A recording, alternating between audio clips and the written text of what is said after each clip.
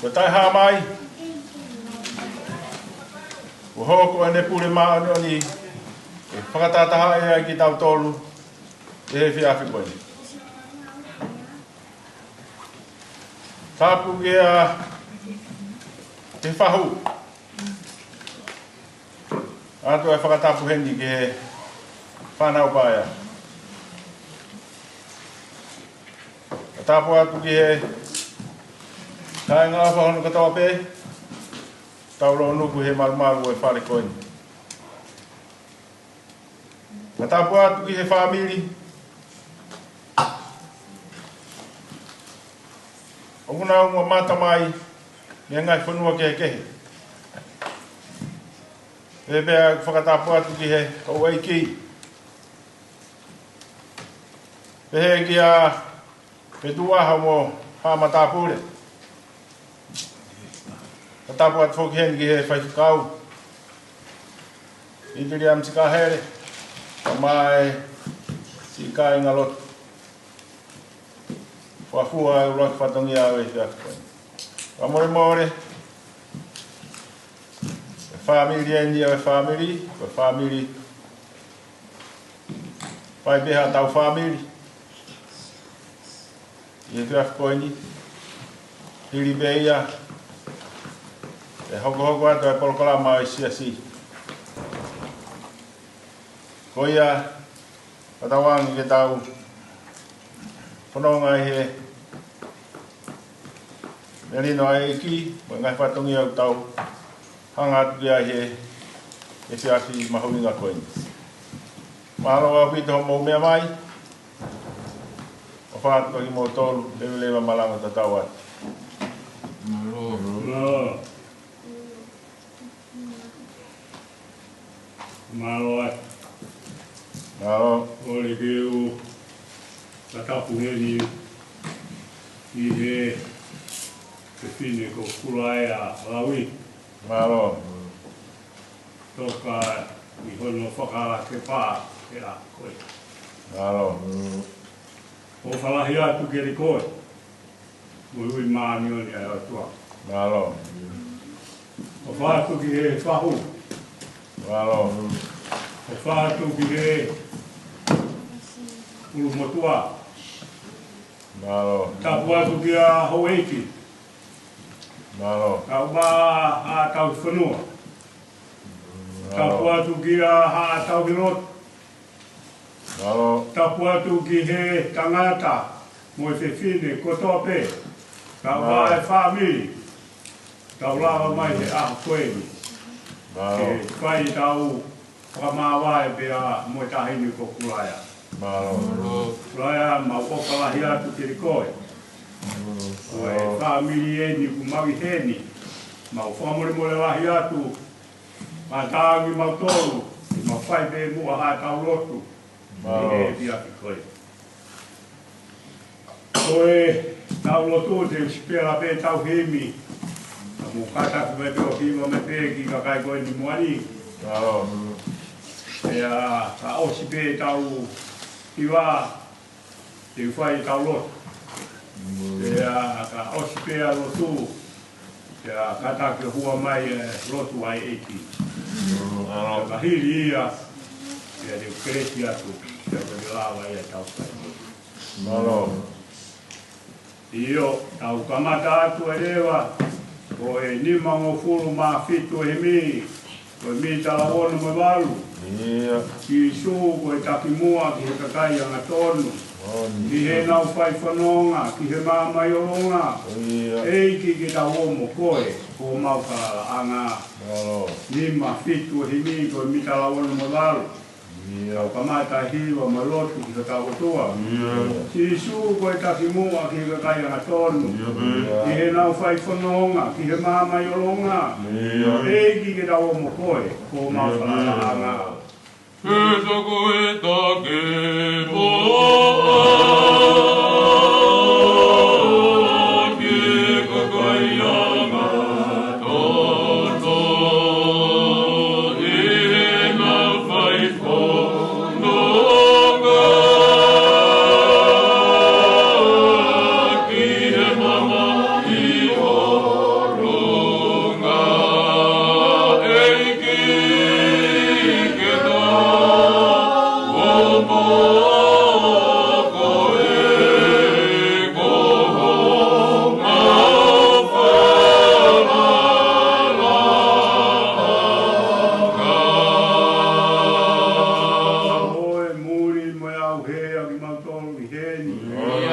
kai hamau kotu, he ngā mai laloi.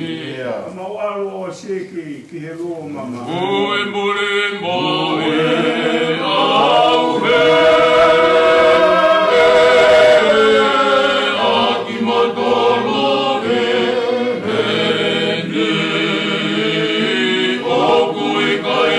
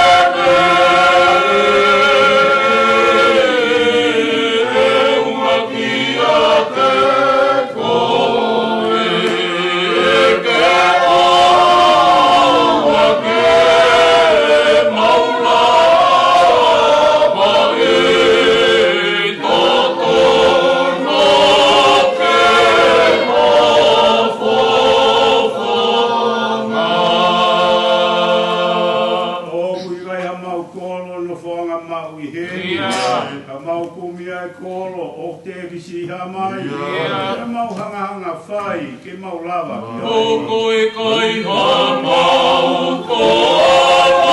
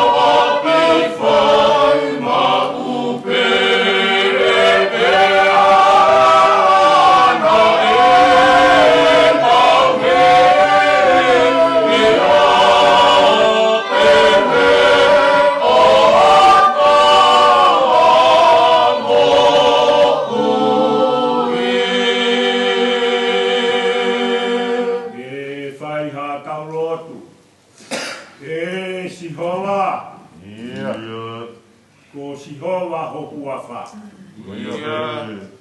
Koe mau tamai tai ngata. Onia. Koe eki koe oi nei no. Koe tui koe ngahi tui. Koe eki koe ngahi eki. Koe hau ta e liua ai apiona. Ko koe ai o tua taulu me mua ai apiona. O tua o kuta e topu pe tai ngata. Koe maonioni ai apiona. Koe na o tua aki he mau ngahi tamai i mua. O tua o Abrahame ai sake ka ma te ko. O tua o Isileri.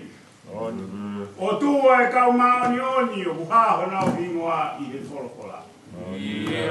Koe, o Mafi ko o mau o tua e whanonganga ku Mafi ai. O tua o wigai ai ata e wheto o aki pe koe te ririua. He o kuke tatau me he ahoni ane afi te tangata. Si hoa, koe kuma unu mai ki ai hoa koe. Hoko ai ho o pure. Hoko ai ho o tūtūni. Maoni oni pia hao hawa. Ai pure a ho o apio. Ke hui mai e Kulaea hawa ki apio maroro. Kai fie ai ho mauro to. He mawilo ai fae fita koe. Ua lava hono fato ngia. Ai fato ngia na ke foaki ki ai ke ne fai he whanonga anga koe. Foaki ki ai ai whanau tangata, ai whanau whewhine. Ai whanga moko puna. A mau mamata ki he ofa aho apio. Whewhine hounga. Whewhine fai fita. Whewhine lava mea. Raya, ulava ho ngā awe au. Whamalo lahi atu ki e koe. Masini e ka au mā. Aresi. Wapau mo e whangatoko ua.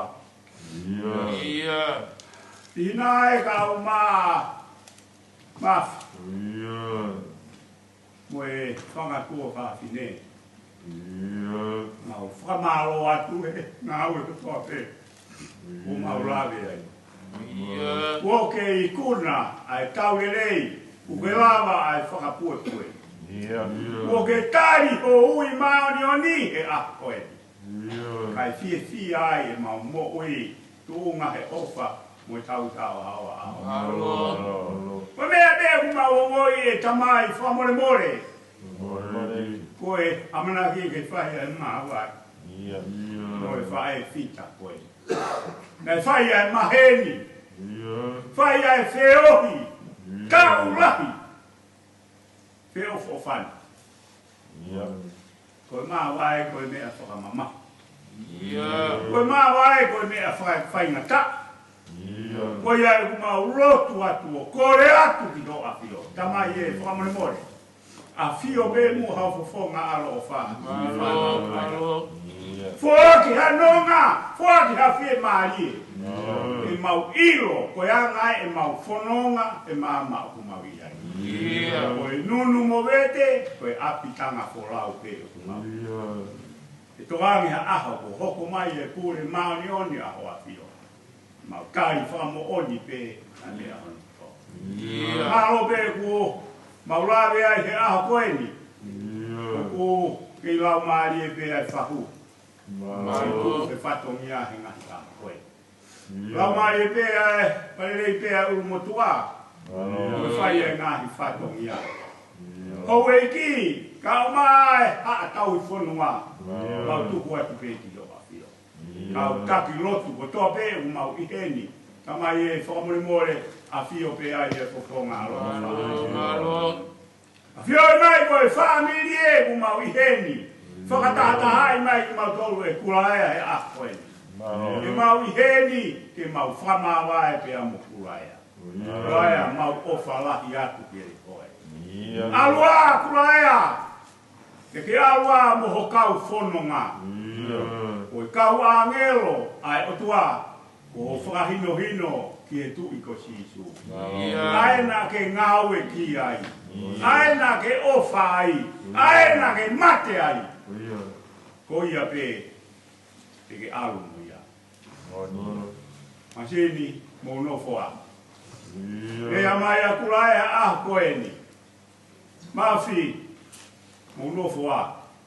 Koa we te alu. Koe kau mua whanonga ki mako.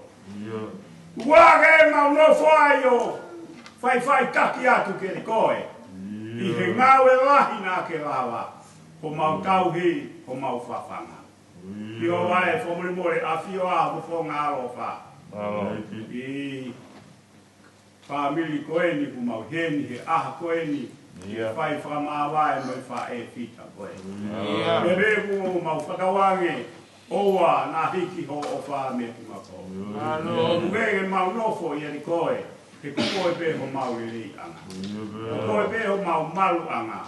Tamai e whamore more.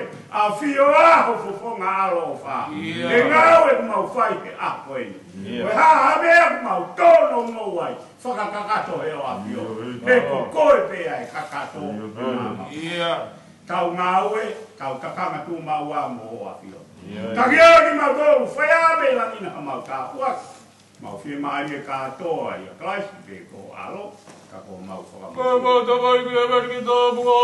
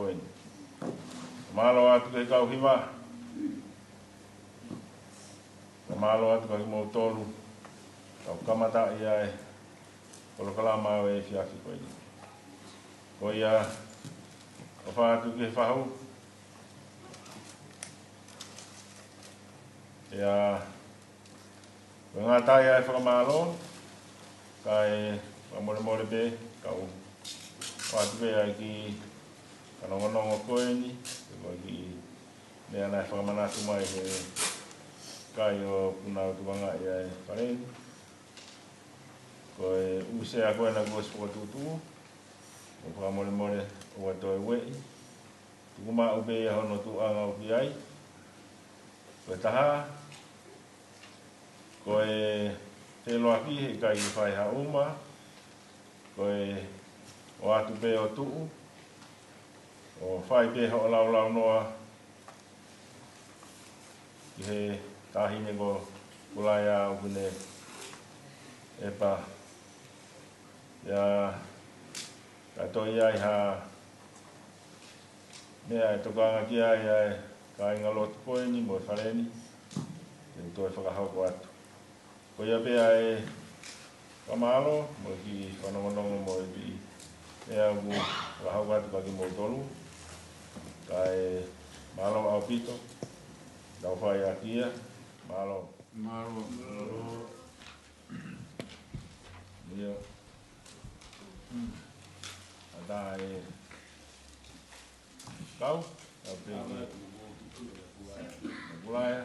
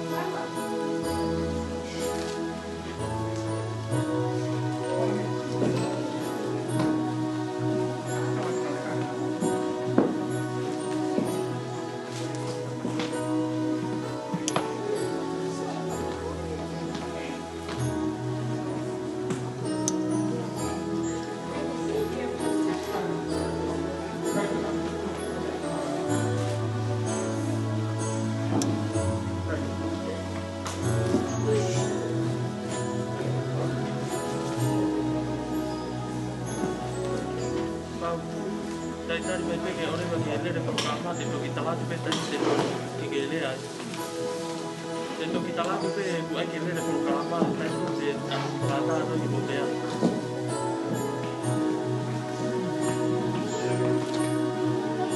te toki talatu pe ka meresi ke toki talatu tai te atai tai rea lere Finefeuiaki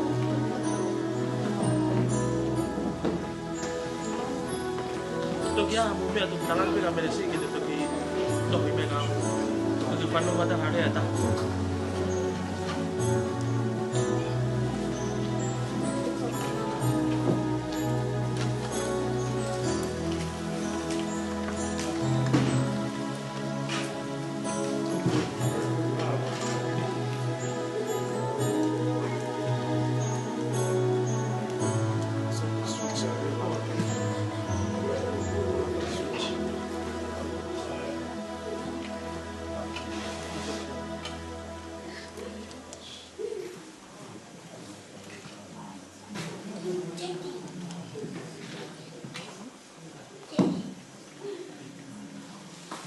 Recording in progress.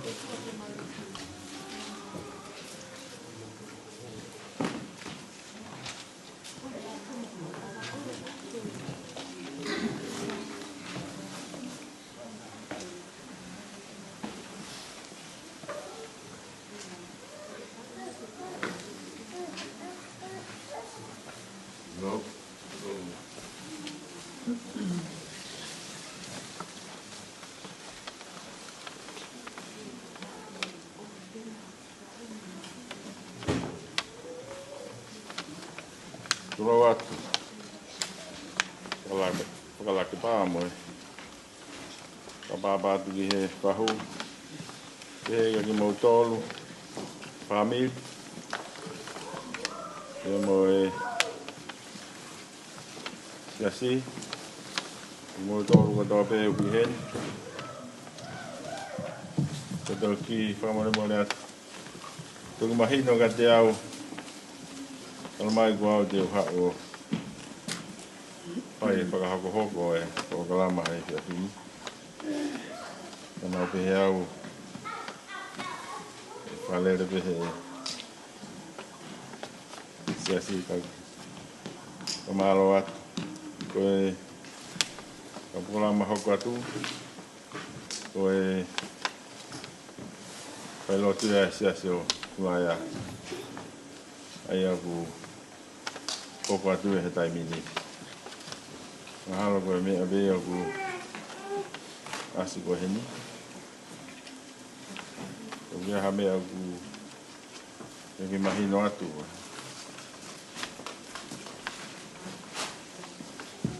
Koe hoko atu e. Mahalo mea be aku mau.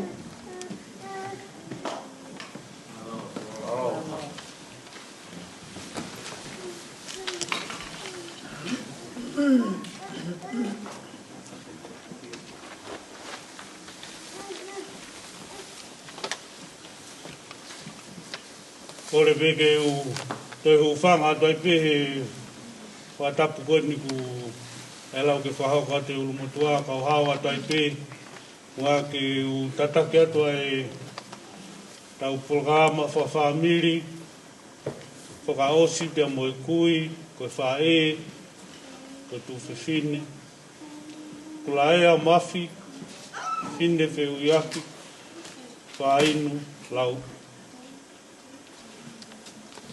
Tue kai te utoe whakaloloa, te tau hoka tu peke a senita koe ni ko whatutu he whamiri.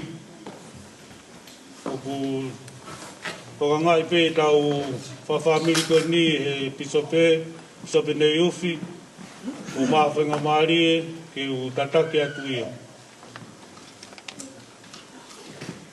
Kahiri pe ni te tau whakawhei e o taha koe au kune tāmai e tau hiwa, e tāmai mi uoua, pakahiri pe koe ia, e whakawhea tene a mapsanga pikula, e ne kataki mai o whakaawa e tau whatahanga ake halotu, kahiri koe te tau tuki hoko atu.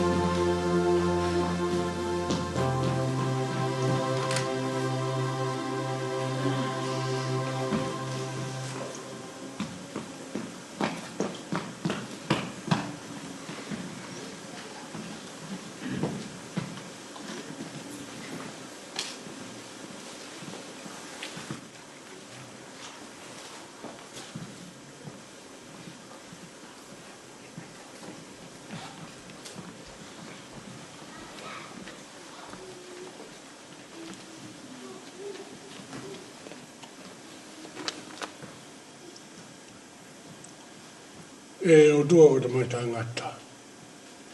Ko ki mau toren ko whānau, mau whatata mai mau le whare.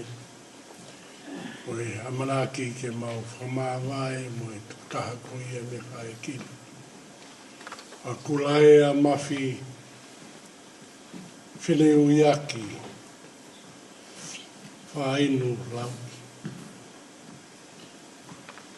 Te mahewani mau i heni. Pea ku amanaki ke whae ke heka atua e tō taha po ke whae whita hoi ni. Ke whanonga atua pumbongi, ke api maheni koi au. Nā tau iai. Ka mahewani o kumau kore ai ngai tau pakini ke na fui ai he whanau. Whanga mo puna o nau i he mau le whareni. Mo ki nau tōlu ko tō pēu ko ki nau heni he Mafi tū ke keho maamani. O kulawa ke nau. Si o mai ai ke he nau. Whae ke koe kui koe. Ka mahewani o kumau kore he lau maari e ki na fui a te ki mau tōlu. Tau ia te ki mau tōlu ke mau whakaukau loto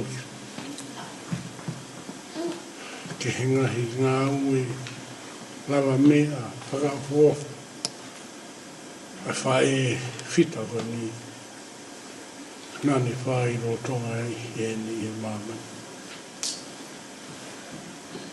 Ka mahewani tapuki mau tōru hana kotoa ke mau mo i lei. Whamiri o e whae koe ni e te mahewani. Mau iro e mau tōru ai hala. O kora tua i e whae whita koe ni. Whae re rei koe ni. Pea tonu pe ano hala hoi. Kako iro ta mahewani kune ngau tā e palani. Ka teki mau tōru koe ni o kumongi. Ke mau whenga ke mau mui atu i e hala o whae whita hana. Ta mai wani o rapueni mo mai taupakini o mau korea. Ke no fo i e te ke mau tōru e whae e ta mai wani. Mo korea mai taupakini e whae se sukalais. Amen.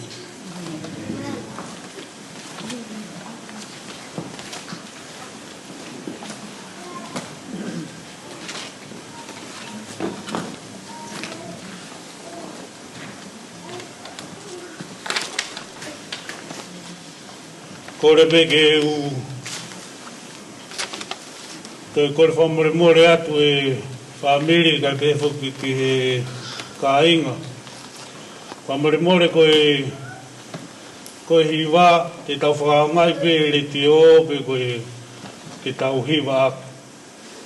He ka pauku kai ke lava he a hiwa me re te o pe koe TV te tau kai ke tau toi hiwa tau tolu, te tau hoko peki ngai polokalama koko ku osi potutu. Ka kolota peke u ki Finefeuiaki atu au, ka tau toki hoko atu ai pe. Ko hoko ko hatu kon pisope ki he pisope o uoti koi a Kulaea. Pa koi simea ia ko kaua i e polokalama, lo tatake atu e polokalama o e whiawhini. Ka koe anga koe mau tawhaaku mo Kulaea, koe kukui aku ai motua koe ko ke repi, o kuia e ku Finefeuiaki ko whariki, pe whariki le vaini uko ia i au. Nau talanga pega nau tolu, koe ke ulotau koe kaua e polokalama, e ukai ko ha tokotaha uia ke u tu o rea pe te u whai ha polokalama ke tokotaha koe ni. Ka kutalango fua pe o ngā ko nau fie vahe mai ka au ke u kau i polokalama koe ia o Kulaea i e whiawhini. Koe ki koku mau ki historia pe ia. Ka te tau hoko atu ai pe tau ke he ngai prokalama koni o ku osi Fotophili he family. Patonga yangi, mahaku mo osi mea ai pe o kai ke Finefeuiaki. Ko e viu pe, wat pe o viu ka Kulaea. Ka mo ngai whanonongo pe whikawaku mo e apsiasini, ko re atu mo dolo mau tapaka, ka take pe ki he vea ki tua, whamore more. O kai ke whaha mau tapaka i apsiasini, patonga yangi, mo mai o saini ini, ko e tau ngai whanonongo pe ia, o ko loto ke whakahat, pa tau toki hoko tuai pe, tau kolokalama he whiawhi. E mau ke o mai o saini ini he matapaa, ka mouto ki mea mai ki lotoni. Ku loto pe whamiri ko moutolu ko sihu to oua, ko nau tolu pe i heni. Ka pauti ke hu to oua, ka tau whamore more atu. Whenga to ke hu to oua ka tau toki. Whemau pe ke tau talamofua ke he lao e whunuani.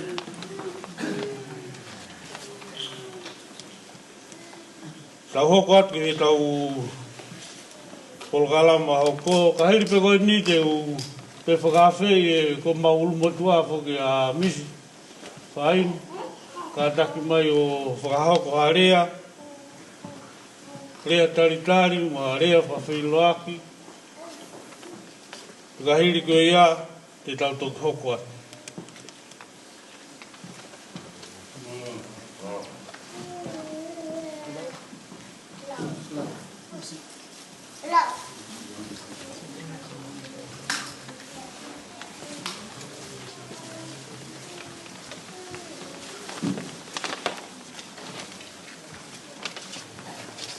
Malo atu. Malo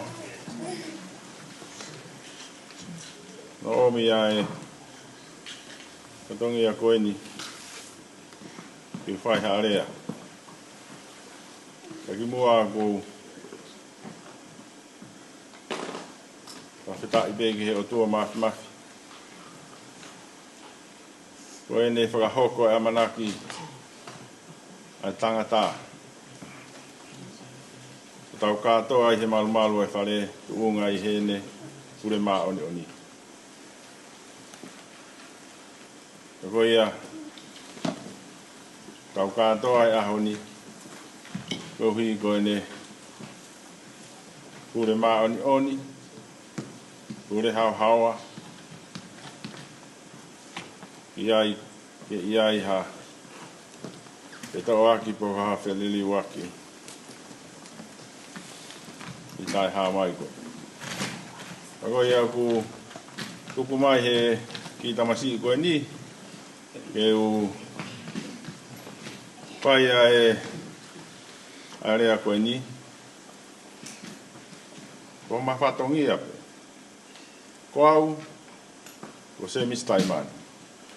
Lahia taimani, sisi apito, peret. Tupu ai Tamasi koe ni ko siare, mahina, ko toko ni pisok. E ko ia, kea ngaia e matuu, kaku hao pe, ko uhi, ko pisok pe ia, kai whai whikaua. Whako kulo wau, ko whakapapa, ki o maha mehiptanga, ko ne alue. Kono ngata ngai, pakou whakamalo atu, Kulaea, ko ke vete, ai seini na hai aki au. Te whai hok whatongi a ka te koe, kako ofalahi atu ko te koe Kulaea.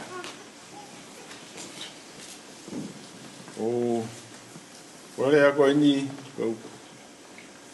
te ukori whakamore mo ofaka Kulaea. Se fine ofa koe ni. Ia ilo pe e Kulaea, lahe taimia, kui te asi mai au ki ai.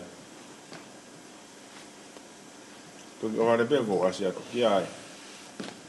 Kai koe ahoni, Kulaea, ko ai ke mahino. Ko kunou, tu lolo mo ni atu. Ko ia e, Finefeuiaki o kuwhaiga ke mo tolu, malo a pito ho mo lama mai, pamili, ko ku ulumotu o whaka auspeeni, o kuwhahenga mehi ki tanga. Ia, ko whakamore more atu, ka pau na ia i ha tonou no. Ko polo kalama ko ni, ka whana na whakarea mai deu, na ualo whai haki teu mai ki ai. Ko si oi whau ka mea si asipa pehe pea u whakalere pehe, e toko ni piso pe. Ka koia, ko rea ia ko whiama u, ke u rea ke he whiawhini, ko e ofa. Ko e ofa, ko ia be, ai mea, umahu inga he tau nofo. Kai ia e ofa ia ki tau tolu, kai ki ia e merino. Ko ofa o kātaki, ko ofa, o hui kai, li aki, ahono ofa nga. Ko ia ko o whalahi atu ka ki mo tolu. Kai aha rea e mo ua. Ka kua tau polo kalama aina ko si kua tutu mai he asinta. Pea ko kore atu ka mo tolu. Nga upehe pe te utoki le atu. Whaka mui mui he. Oko e. Ka ko whakamalo atu ki he tokan biso pe ai lotu ko whai. Malo ai lotu pa whamore more atu nā mau hiwa mau tolu. Nā mau hiwa mau tolu ane nai, koe tara mai he tokan di sope koka Finefeuiaki. Ke toko hongo fulu pe baku. Nā whakango fua pe mau hiwa. Nā mau hino pe mua he, tamai pe ua te hiwa ngā mui kai, whae pe mau hiwa. Oe whamore more atu ke whainga lotu, pau mau to hala e whatungia he whiawhini. Mau whakamore more lahi atu. Te kaki mau toi hiwa, te mau whakaongo pe, te mau whanongo pe ki he me area he pōni au ki he netu. Whakoi a whatawangi pe ke, kau mau pe maha whawhi ao, merina whawhi ao whakalau maari e, i he pōko ni au ki hano taimi, ia mo ilo i pe taimi koe hongo fulu. Peke tau tue taimi whakatongo hange koe ane nai, ke tō mui mai, e whahaere mai e tāhine ko Kulaea. Ko taimi, ko taimi tau taimi, ko pālangi, ko ke tau tue taimi whakatonga. Ko ne hoko pe taimi, ko tau osi. Ko ia pe ai ki lea ku whai atu ka ki motolu. Kai hoko atu e tau whakalama. Malo.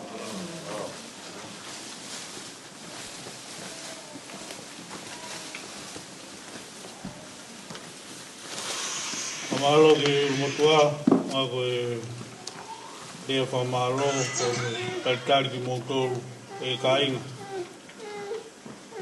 Tau hoko atai pe ki he rea hoko, ko e whamiri koe o Saline office ka here, e na whahau ko ha rea, ka hiri koe te tau tuku hoko atu.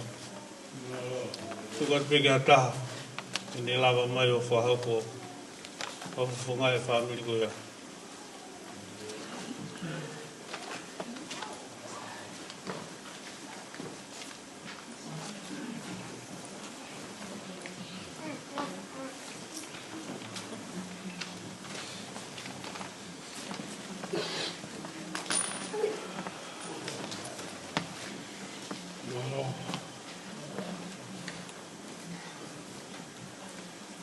Nau rere mane nai, na ki toko si i pepa nau ki maafana veke waka pai. Nau kom seo tu whonu e kare. O kore whakamore more pe ke hufanga pe ngai whakatapu o seo rao whaki. Ka e ata ke whai e rea koe ni.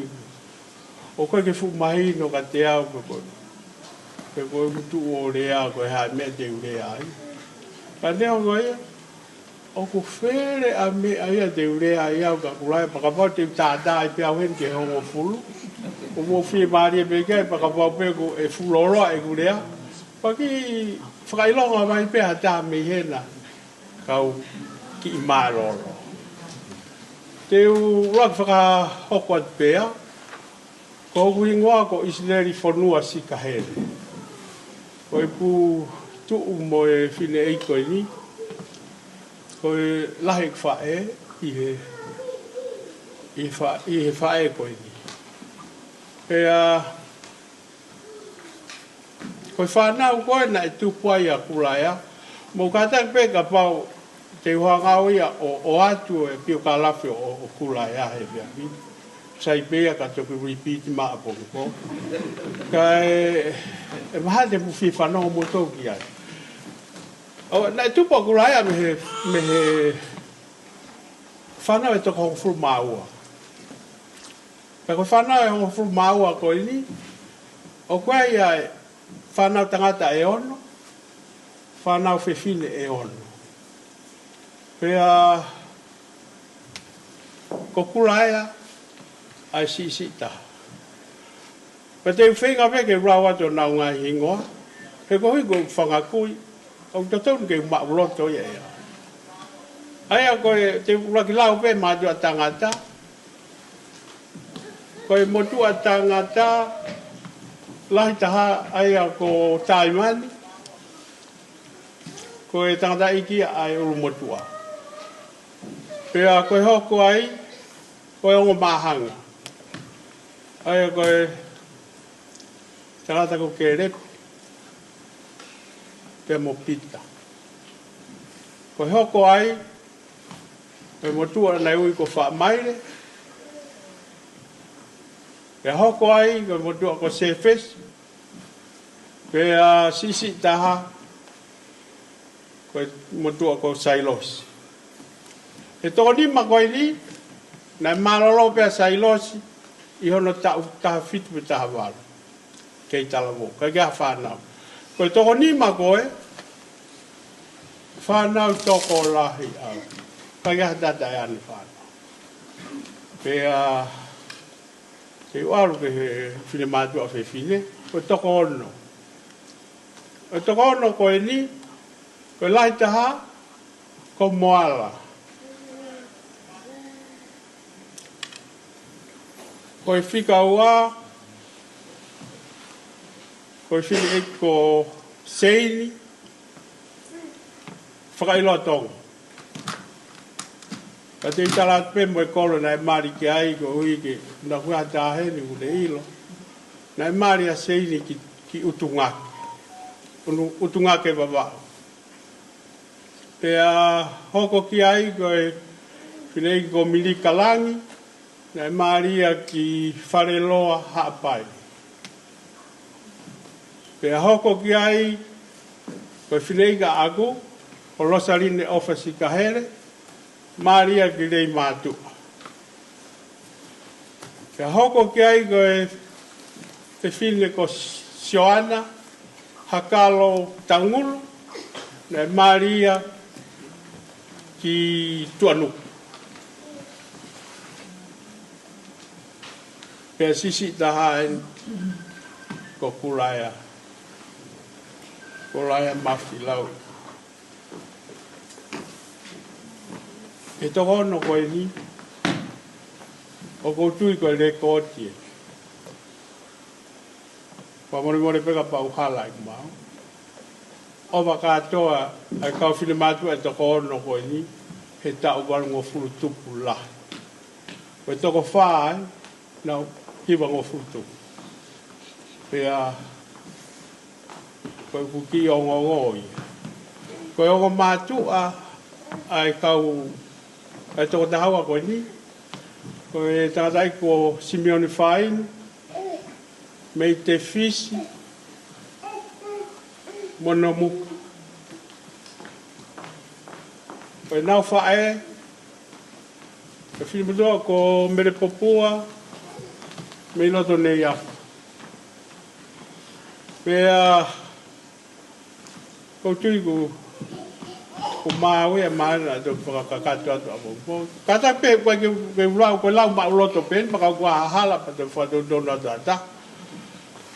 Ka e whakafoki mai e ku mana tu ki hewhine koe ni. Na aware ku tau he ka hau mea ke. Kia Kulaea. Ko Kulaea, na e mauhoa ia ki lei mātua. Pea, koe ki mau vai pea aku, koe sai peke tā noa koe uhi koe ne whanau mo le whamupunaka na uhi. Ai uhinga na e maria Kulaea ki lei mātua. Na e maria Kulaea ki lei mātua, na ea e whine eiki, toko ua e ne whae, fifine ko fifita. Na e maria mo e motua ko kena. Ko kena ko e motua ni we. E taimi koe na e wangi tonga he wangi. Ai whatupu koloa. Pea na e mo ua e motua koe ni. Tapu mo e whakatahani. Pea nai kai kia haa na whanau. Pea lahi taimi na e o ai e tamai whewhile o taimi ko ia i he api o e o mea. Ko o ngawe hange ha ngawe whakasibaniti he o mea he koe se anana i paalunga he e ngawe koe i tonga.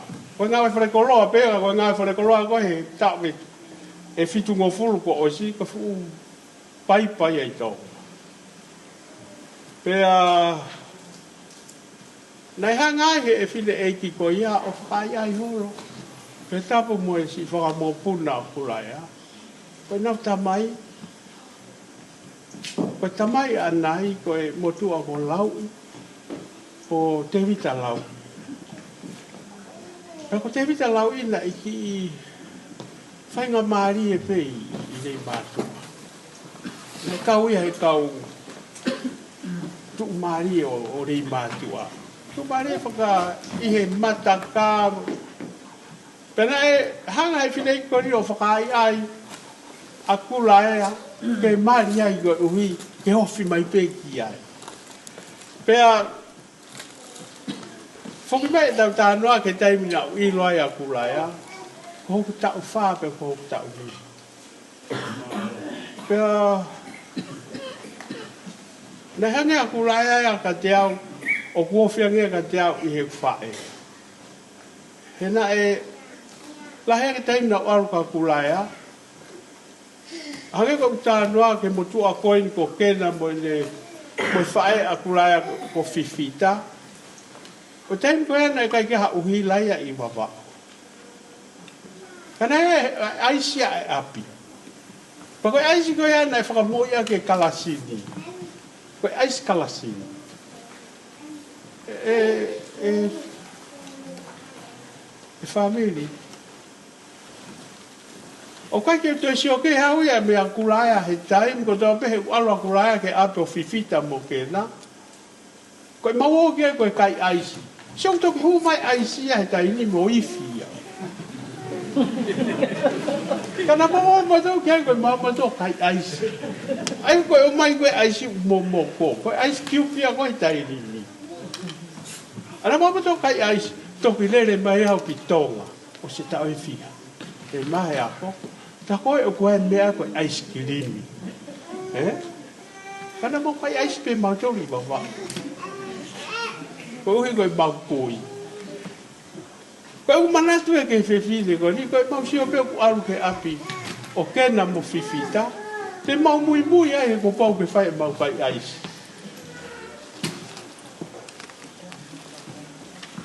Koe ku whaarere atu ki he whineiki.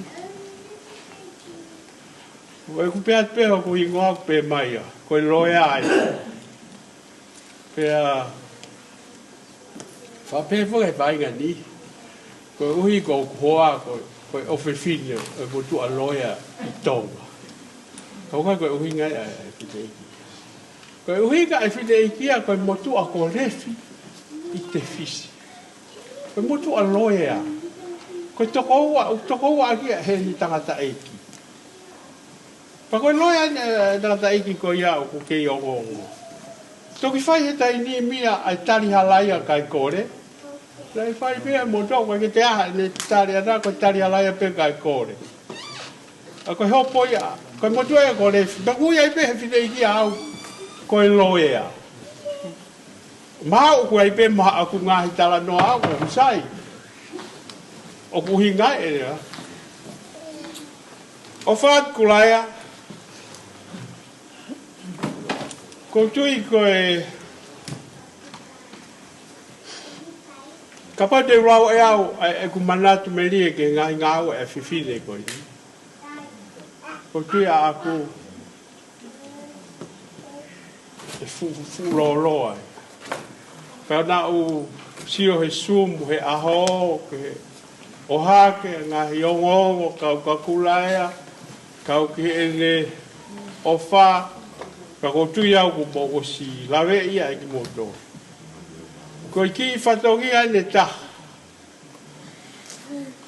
Na umari, ko mari pe marere atu ki tau.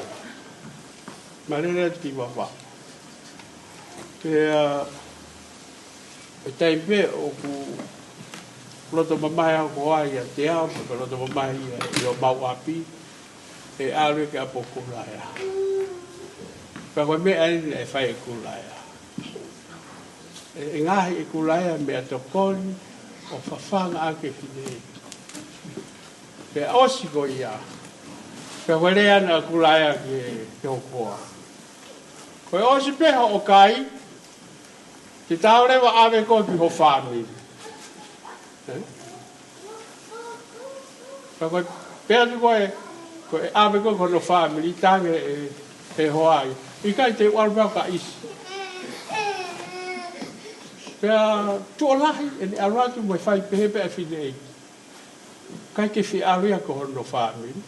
Kau e kai ke Finefeuiaki, ko hau e whaarea pehea I ko koa. Tama e ia. Mo ila. Ka pau te peheat ke whoke atu ka koe, e viri pehea ke alu. Ko mea pende u whai te whikau ke alu, ko hui kai viri ke nofo.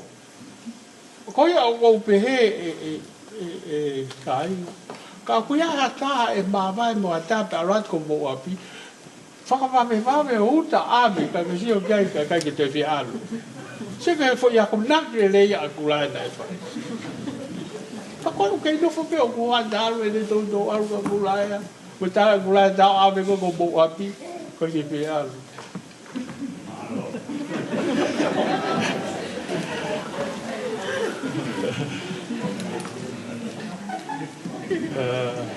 Mahalo, ko tui ko mou, ko mou tui ko mou wheunga, ko atu ai Fotophili, tala monu ki a Kulaea, ko tui hange ko ngahi malanga whawhahe kau whaiwhekau. Ko tui ko Kulaea o ke kai mai. Ko Kulaea o kei mo ui te a Kulaea. He ku kei mo ui ai toko, lahi au pito heni ko whanau a Kulaea. Kau mai whakamokopuna, kau mai ka inga lotu, ka koutui, koe aloe ai whika whakamui e toko ono, koe ke I lau pe toi mau, ha toko ono, mo ui fuoroa pe he, mo whakaofa, ka koutui whamiri, koe sipi ngai ki tau mui ai. Koe ka pau tau tutuku atu e whiawhini, ko tui lahi pe au, e kai ke tau toi tāla, ne o ngoi whaingataa e tai a kuongo au tau iai, pe mo e ngāhi whakataputapui, o ko le whakamore atu. Ka pau o ku whewhea e whakafotunga e lea he pia whitu. Pai kia harea e mau. O si kia na toki o mai pia e whakawawani ane pia. Pia kou o atu e tala monu ki he whanau. O whapeke mō mao ha nonga, whie maari e. Ka uma ngā hilotu o ku tau whanau ki ai. Pia o whapeke tau wausia ai aho a bogina. Ua whakaheka e whalaua e whewhineng. Pia ke tau mao ai rerei whakao tua whai.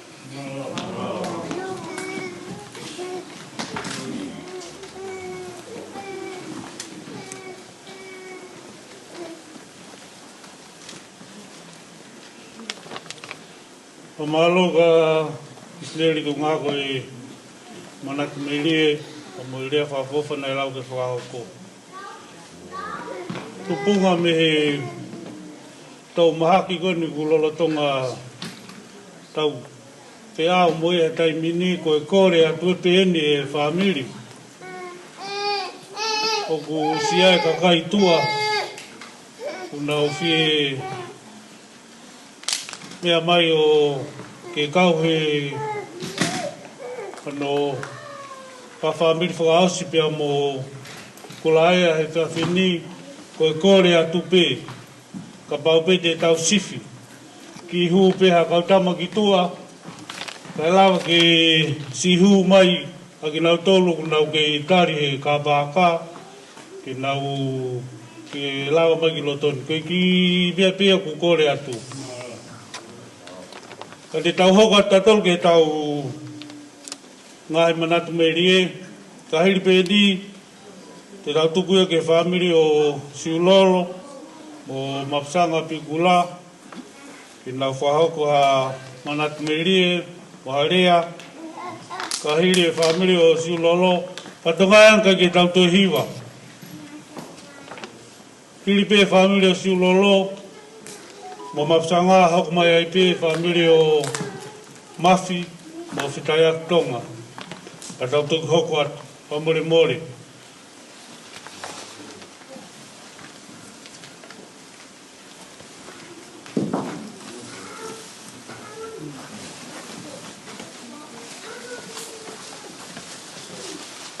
Whamore more pē.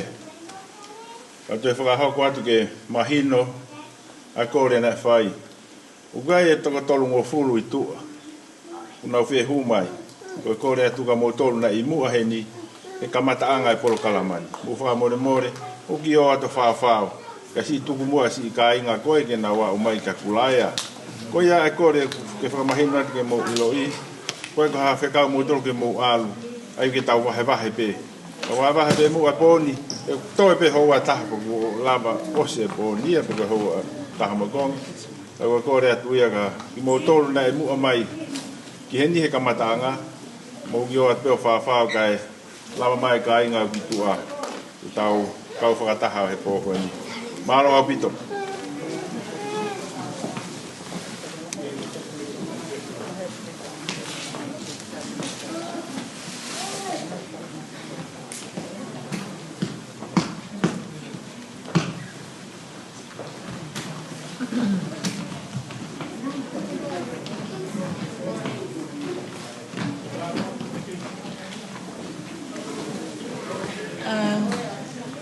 Mapsa? Ko le ten ke whanau ke nau hau kata ke hau ki moani pa moho kuhu se paniti. Mapsanga? Mapsanga ala no fa muy taha he wili fia ia makala.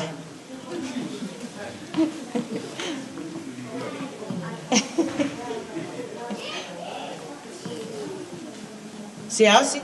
Lupi? Maka? Mo mai wawe taimi ko tau toluen. Maka leka. Lupi si?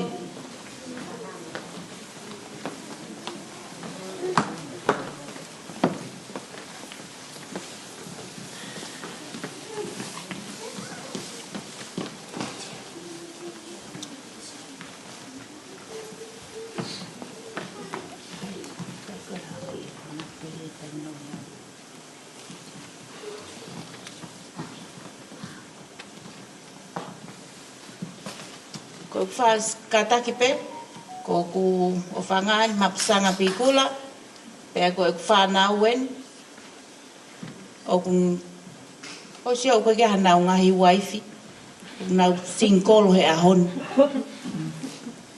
ai tuang hen ki folahi ka mangaleka ke ne fai pe ki manat meli ai kui ko ni e tuang leva ka lupi no ki miniti beta ang leva ka lupi e ko o fa anga ne fine ki he fa nau e fa tang mau pe kula la hi ka maka ni fa alwa tu folo pe puri maka talang ai ke ilo ko mena ilo e ho mata ko au pe ko lupi si na ngahi e ngoma tua i tonga o fa fonga pa to ko ka to ki pa me.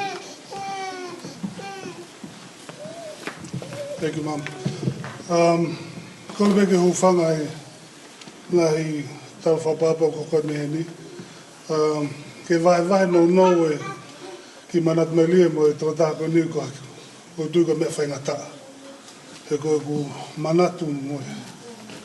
Se o mo trata ko ni. Na e feeling ai me lai ko fima ko ta no ge. Ko fima beke tu ge vai ki me ko tu anga te tau tol. Ange ko mo me he ahoni. Ko kui ko ni ko kui fiele le lai. Ko e hau, ko e kofu le rei mo ngai me pe. Na ne sai mo beke tu e vala. Le mo fa ki kahoa mo fa. Ko fangasi ni na ke mo pe. Ka to kahoa ko ni mo e. Fa ki hau e mau kui. Ko uhinga e vai ngai me ko ni. Ko tu ko me le nga te ta to ke ta fiele le tu ko fie ko ni. Ta fiele le hange ko kui ko ni. I have so many experiences that I would love to share with my grandmother. But those are the few things that I wanted to share. Ko mea ko ako lahi me whiwhini ko ni ko tūpena e o vai me. Ko no anga. Neo ko mau kui. Ko ilo beho whankasi ni o whangatu whawhine mo whangatoko ako mau kui ko tangata. Nei he so te apa le hoa. Ta ko whiwhine ko nina ni kuna ia ke pe ne a leo hoa ake ne tō onga ai ko loto maulu mo loto whiawhia. Hala peke mau sio, ai ko lea ne mau whae, kai ke fua lango e mata whiwhine ko ni. Koe ma, tō pe hoa.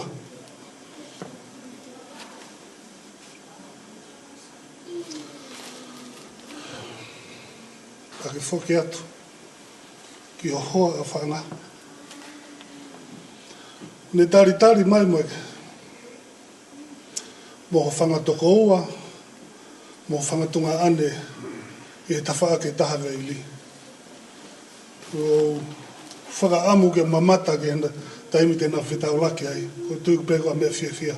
Neonga mau mamahi, o te mau ofalahi ka te koe, ofalahi an ke unga ke whanga ankolo mo whanga whae koe pe malo. In the name of Jesus Christ, amen.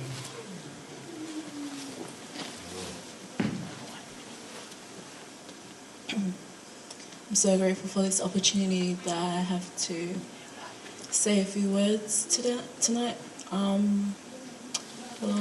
For those who don't know me, my name's Ruby.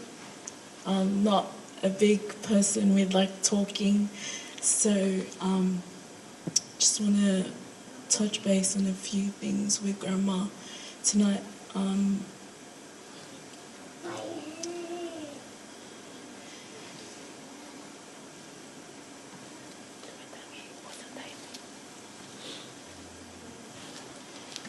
When I was young,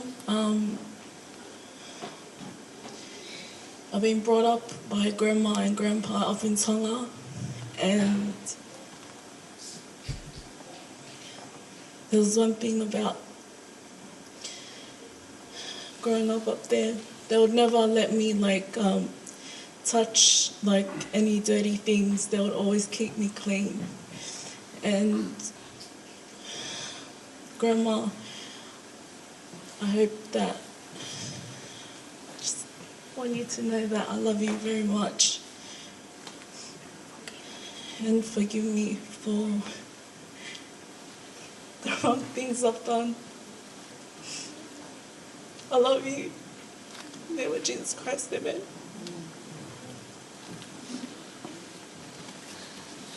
Siasi. Tuang ka siasi ki holoi fa me minute taha se koni beto no. Short and sweet. Siasi.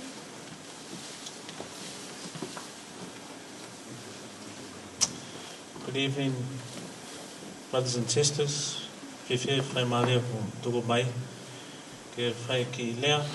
A little short memory that I cherish of Grandma Kulaea was that I know that she's always been the nice lady that she has always been, and I just relate that to myself. I know that I'm always the nice man, and I think I take after Grandma Kulaea. So yeah, she did leave a legacy with us all. She did raise wonderful children, and just want to say I love you, Grandma, and hopefully we can meet again. I love you guys all. Kuia pe mau.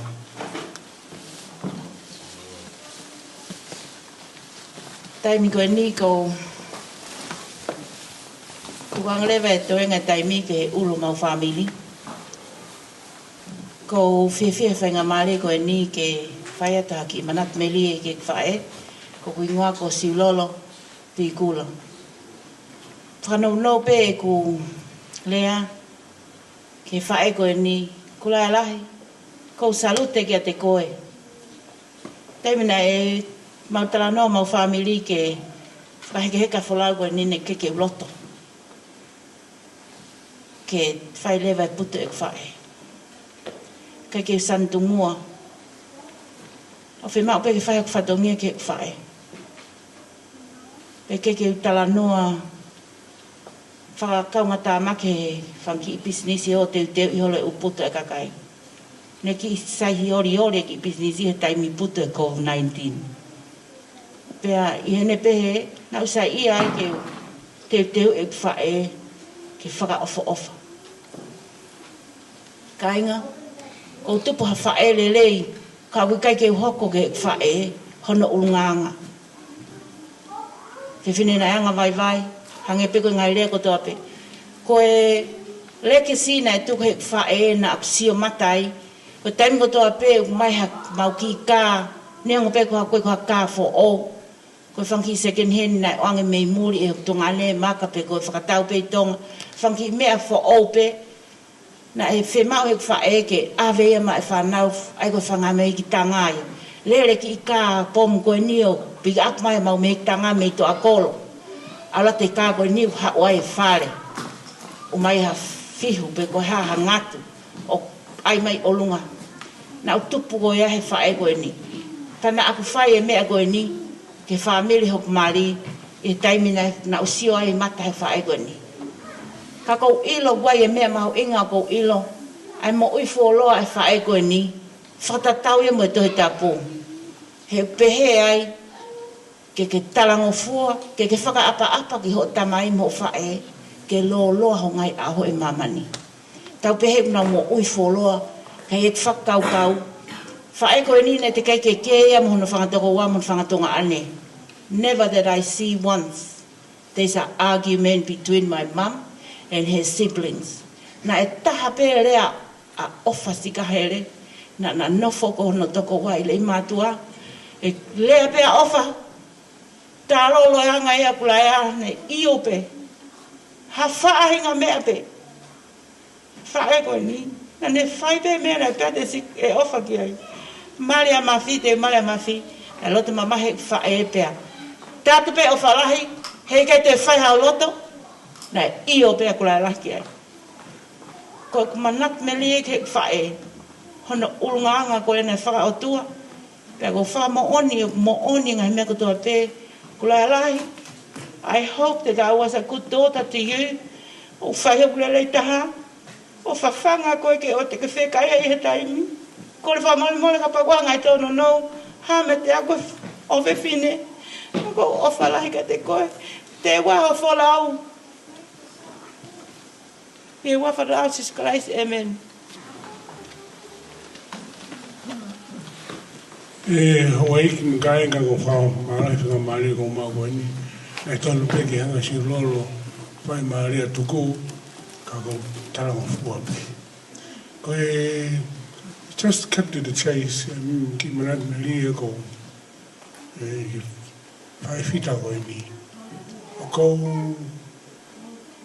maari me mo si u, pe au si o mau peke, Finefeuiaki koe ni e fofonga mari leo moko o time go to pe ko ora tu ai o le hanga fu mari ia pe o pe he time lai ko le mari ko ne fehia ko le mari mai ko ne sai e te o time lai o go faka o ka mo pe ke fa na ko ni pe o faka o ka time lai mo faka muangi kasi rolo time lai ke hange ko na fai o leo mogo e fufu mari ka ko i lau maharo ko ia tahe maharo e hoko ke mai ko ki me fa o si be ko le ki ai ko mana ni mo be ta mai siu ka tia mo sanga ko fe ma ko ki au ki Amerika o rea ki uta mai te tamari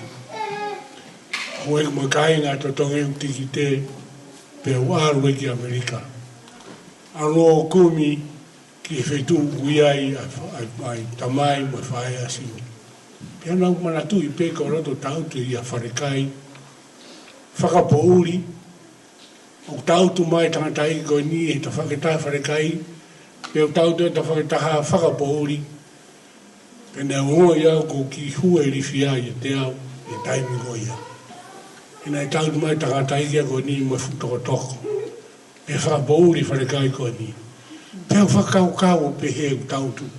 Ko hawe mi Australia, ki Amerika, ko rea ki he tamai ko e ni o tala kia ko ane te mari musi uroro. Pe he taimi ko na wau ke na ongo ea ko o se whi mari ko he ngā ko e gurifia. Pa he taimi ta tau na e uro e māma e wharekai ko e ni. Pe ko whae ko e ni hiding sea tohoto mai ko ini na ne pehe marore le mausanga. Nai, kame na li ki ha whauro e mama. Pa I he taimi ta tawa e rea a whiwhine ko ina, e rea o moko. Pena e fofonga mari. Pena na e osi ai pegu whiriwhia. Ko ki manatu me ri e ia na kumau me whiwhine ko ini. I he taimi na kurifia ai, na i taimi tatau, na usioha ke whiwhine koe ni, na ne whakauru e wharekai koe ni, a po uri ke he maa, pe usio ke whafonga e whiwhine koe ni, une whafonga mari, pe a leo moko. E hoi ki mkainga, koe ki, manat me rie pe ia na iro ke whiwhine koe ni. Te hoi a peki rea o ko whai, whamarohe ki whangamari o ko mai, maungi wa su Christ. Amen.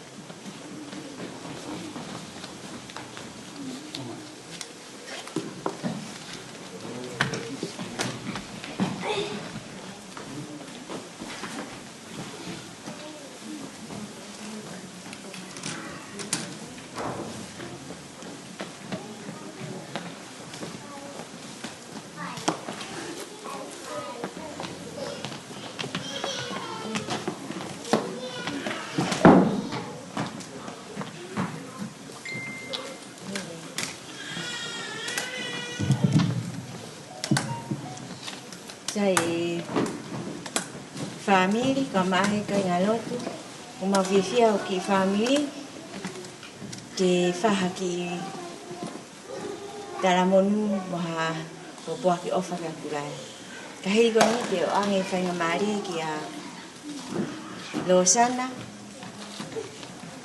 pe a hoko kia siulolo sione pe siulolo pe toki vistoa pe au pa te whao se atu mau Istoa mo lo se. Lo sana beroti o kapabli fi mao. Short and sweet. Oa toi over he minitita. O fai.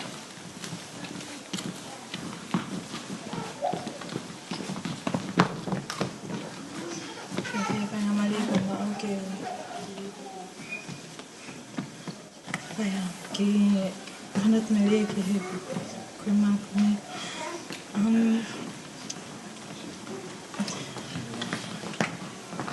Ko fi manat mele bine fa ke kuma kumi ke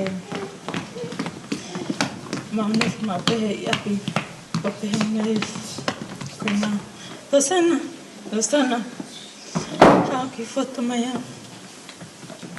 ko at pe Fotophili pini kibai. Kuni tana peka. Nasana. Fotophili. Kikawin. Ko mamini tipeke koi ni. Ko hola le mabia. Ko ilo beu ki a ki fine ki koni ka. Ni lo topeke ki ala manolo.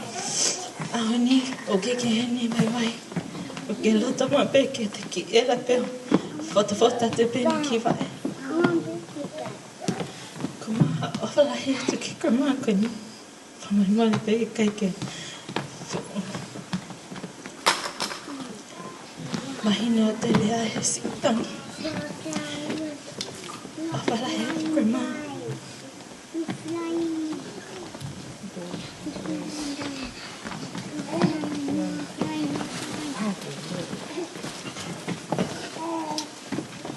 Family be ke kana o fuje fanga mari ki vai he o tu go ni o ba be ta ma fu ka ki to ki la lo ki ma mai ho lo ma fa ko mana tu meri be ko ma ki vai tem na ma ke wa ke ko ki man tu e sila mo so fa al mo be vai ki ko lo ma ke ti pau pe ki ne fa o ma ki tua niu tu I mai e ifi. Ko ne foki mai peki api whaine ki ngā o mau. Uka toe ki lolo whare o kaya ane ki wā ifi. Ko ne mau pe Kulaea o mau toki o atu I tua e. Kono tā whakauru. Ka uke ke muloto ke upuke taimi ko o whalahe tua te koe Kulaea. Ko rea pe whai wa whalu o sisu ka sene.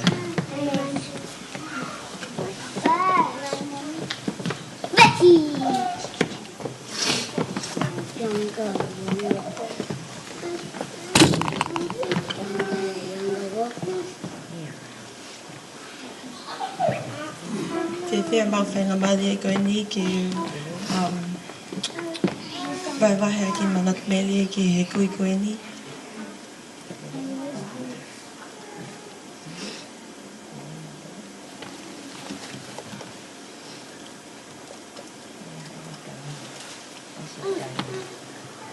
Grandma, malo he mea kutoa.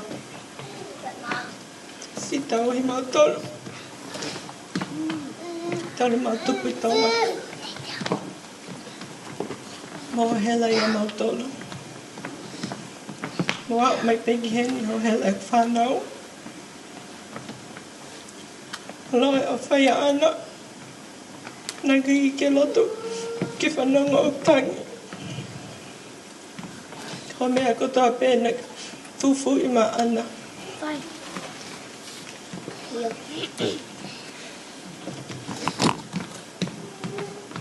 Ka maa o whalai atu koe. We love you, Grandma.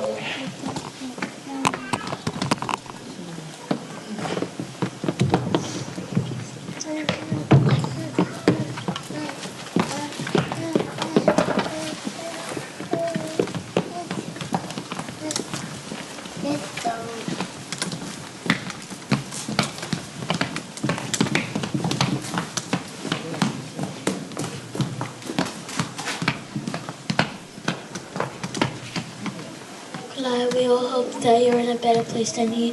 Thank you for everything you've did for us. We'll all miss you. Kulaea.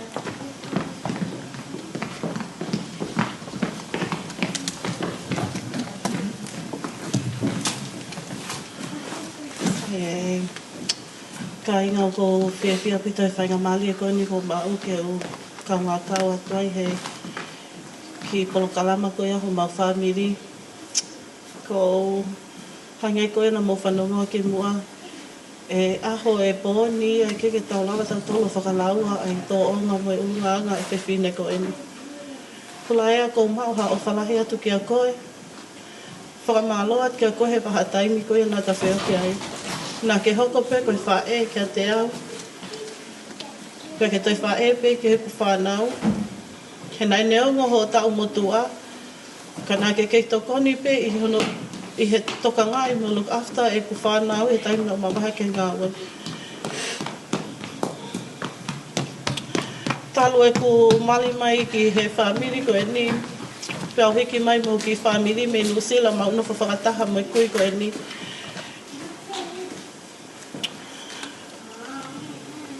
Kune whaa mono pe mo fufu mai e whanki I mea. Lelei ko toa pe o kune mau. Ke tofu ai mo ki whanau. Ne ango pe ko haki tanga I pilo pe ko haki I kafu tui na ane ngawe na ane ngauhi. Ka na ane kuku mau pe o fufu I mai ki a te au. Ka na I kai pe ko au ka na ane fufu pe o tatau pe I he taha kotoa. Ko e uhi ko ene o whana e tatau pe ia ki he taha kotoa pe na ne huho mau loto whale. Kulaea, ko salute atu ka koe. Ko whakamalo atu ki o ngahi o whahono kotoa pe na ke whakahoko ki a te au. Ka o maahu ki whanau. Ofa ke toka I he nonga mo melino o tau tamai he mani. Tua ofa e ki atu.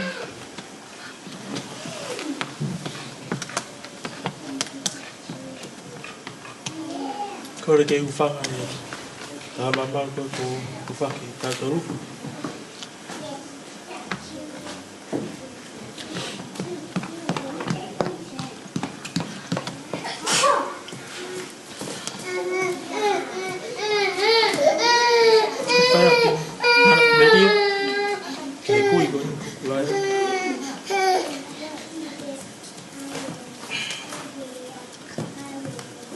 Maina ko ko maloloka Kulaea. Na o talano mo ko whakatakoa. Ne. Ke ngahi mea kotoa pena e hoko I tauru mau si tupu hake. Na o mau wahe wahe. Pea tō tā kotoa peu na wahe wahe ke mai lerei. Kanang si o hake pea. Ko ki sip tangata e whamiri.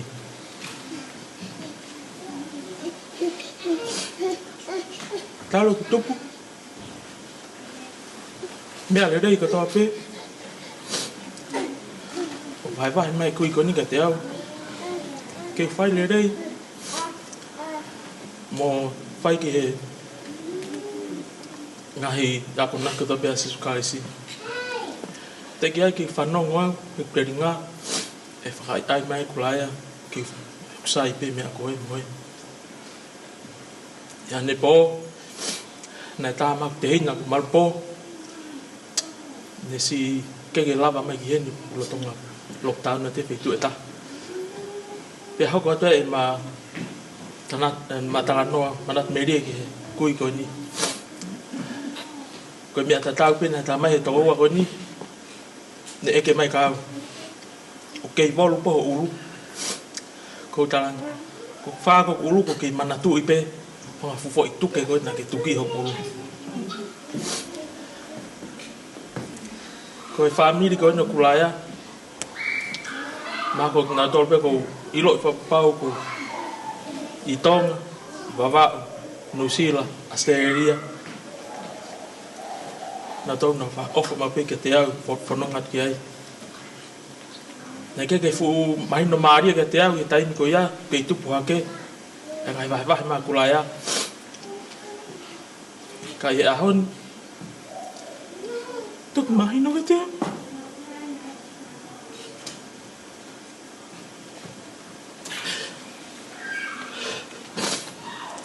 Amore Vascola.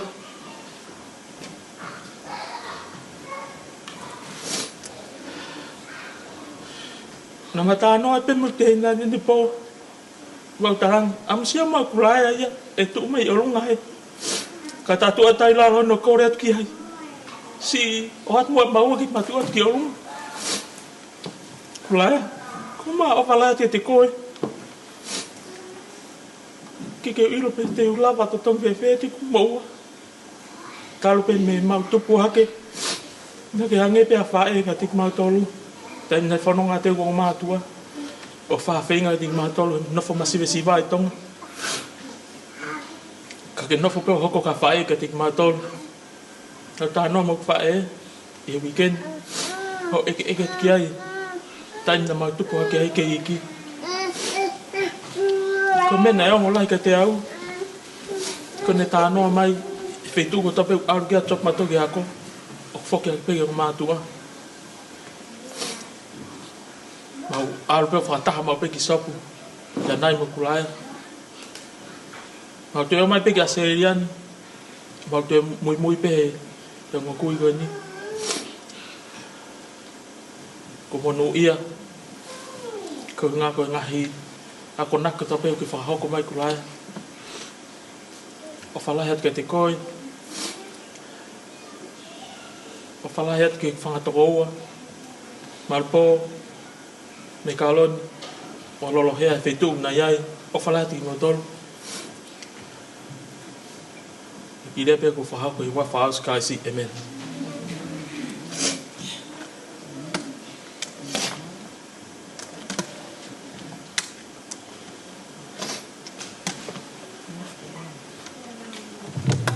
Sai o ko fia apu te whainga maari e koe ni. Ka koutou mua tuku ha whawhita i ki he iki.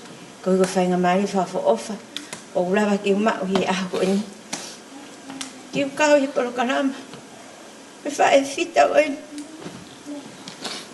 O whehu ia lai. Pe ko hai a tahi a mau tolu hoko ki mau whae. Pako tāni ma ki he mau umotua. Na ne pehe na ake ne tāri ange ki tō tāna ne whehui. Ko au ai hoko ke mau whae. Peo tāni ma ke pane tā mai koe uhinga.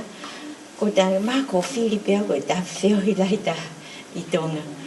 Tea o ko whiwhia lahi i whainga maari e koe ni. Ko uhi, ko ilo pau, ko au pena ai whehui lai tā. Moi kongo mātua. O au peke more na moi. Pako ape, mo ek whanau, nai whakahela i lai taha ki naua.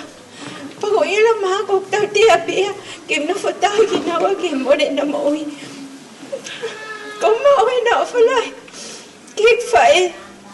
Ko se mata ki taimina ni whaingata ia i mai nai ono, ni takoto. Ni kiki ni Mafi maani. Ako o whalai a pito ke te. Kako kon whamalmori hen ke te. Tana ya ngai ta na piala ko malmare yang ko fa malo hen ga mo ton ngai o fa ka ta pe na mo fa mai fa e ko ni o ki a ko ni ko fa ampe fa e ko ni ko fa e yang alile kia no le o ya ona ka ko fe ina ki mu ya ko ya pe no no ta ni ko ofalay ka motol fa malo mo me amay ako ini kita ko ngakaw mo fa e ko ni bebe gilia o fat we was Jesus Christ amen.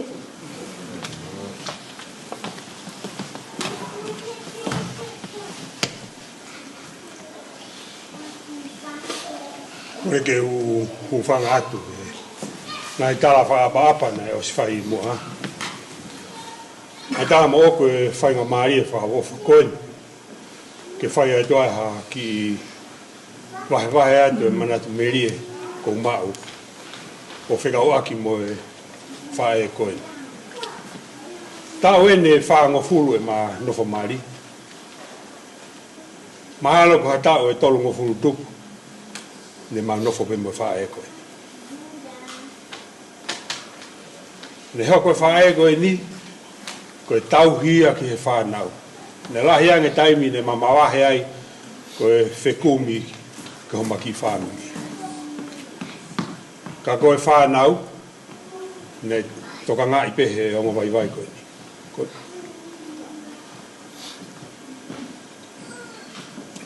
Ko wako e me alahi me whae koe ni. Ko whae koe ni na kai ki hano rea o na ta. Kai ke pehe ia na kai ki rea. Ko whae koe ni ka whai harea ita ki ai kai peke rea mai. Mari pe ia.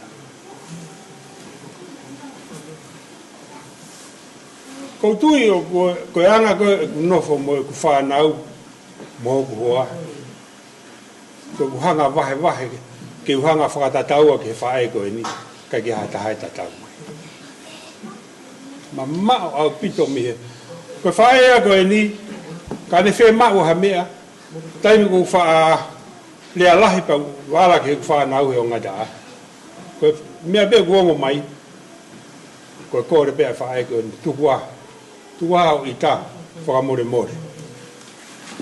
Ko to ai ke whee. Uai pe e kuanga e kusio ke whanau, uai pe toko ta keki o langa tala atu.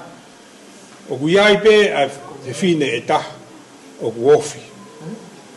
Ofi ki he whae koe. Ka ko mere pe he kai peke na fu tatau, he uai pe runga ia whae koe ni o kai ke na tatau. Ko whanga moko puna, ko hanga tā naki, o uai pe o ki toko ua, o ko whakaukau ki ai. Ka he kai ke ulawa ke uwhaka hoko atu ka tengi mōtoru. He hoa koe ni. Nā ko whae mau ki whakawhamiri apea ua he wahe ange pe ke whamiri. Ai urungaanga whae koe. Kore, ke nai ofa mai o ako ha mea me he whae koe ni.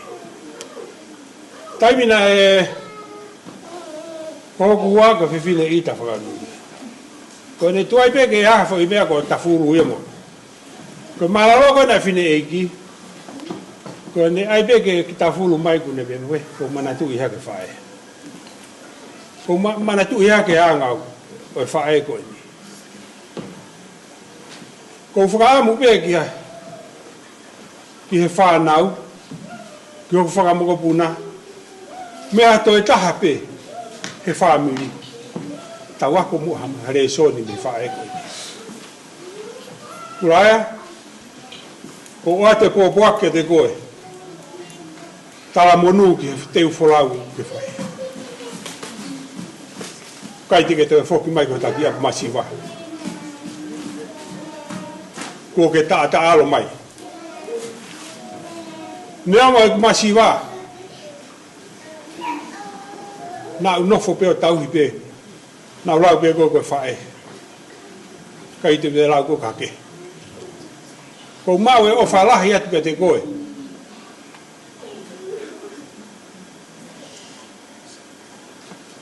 Whalaua. Ko whae ne wafa si sukalaisi. Eme.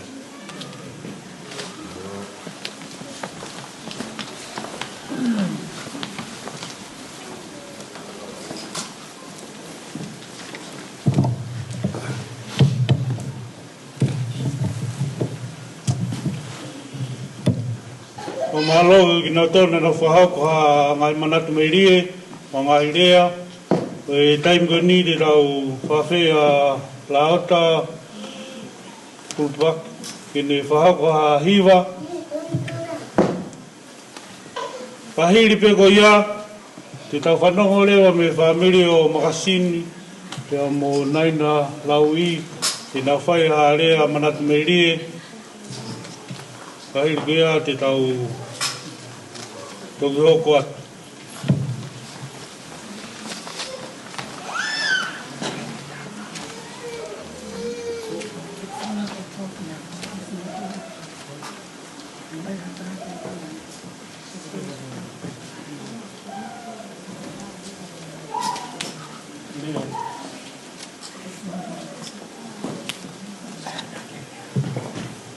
Whawhia te whamiri o Mahasini, mo naina, o katakima o whahapa mo manatmerie, mo Kulaea, o tukoko atu, kamurimori.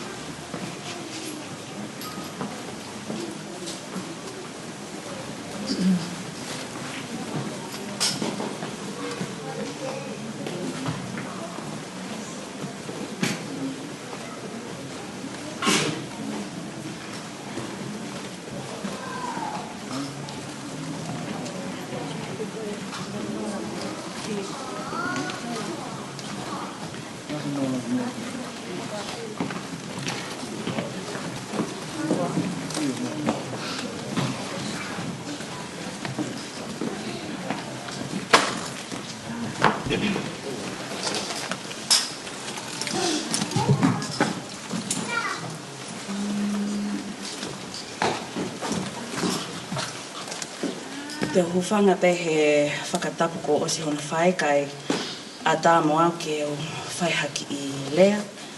Te o lea whakapālangi pe. It is with great privilege and honour to be with Grandma Kulaea and you all tonight on a very sacred and significant moment in sharing our great memories and honouring our dearest grandmother Kulaea. To me, Grandma Kulaea, in her quiet nature, was a tower of strength and love. This is evident in how she brought up her children and grandchildren. In her mid-age, when she embarked upon her many journeys in various countries without fear of risk as a Tongan and as a woman, she continued to support her children and grandchildren in her motherly duties. All the while she was active in her faith and church. Her home, wherever she was, and her heart was always forever opened to all relatives coming far and wide, always setting an example for all of us, all kinds of support with patience, advice and well-being, and always a friendly smile, to mention a few. Grandma Kulaea, you are a great role model and a great example of strength and a loving profile of Tongans in the Western world. You grew up in a time where the woman's role were nurturers while the men's role was that of strength. For me, you showed me that women can also be strong and showed me the emergence of the woman's place within the family, not only as nurturers, but powerful, tenacious, and an effective force. We women are not only nurturers, we can be strong too. Thank you for being a strong and loving, fair-minded person. You have dedicated years of supporting our well-being and interests. We would all be much improved if we sought to emulate but a few of your qualities as a parent, as a grandparent, a sibling, an aunt, uncle, a cousin, friend, a neighbour. Today I'd like to acknowledge your hard work, in your strength and love in the past 94 years, in this family and the families abroad.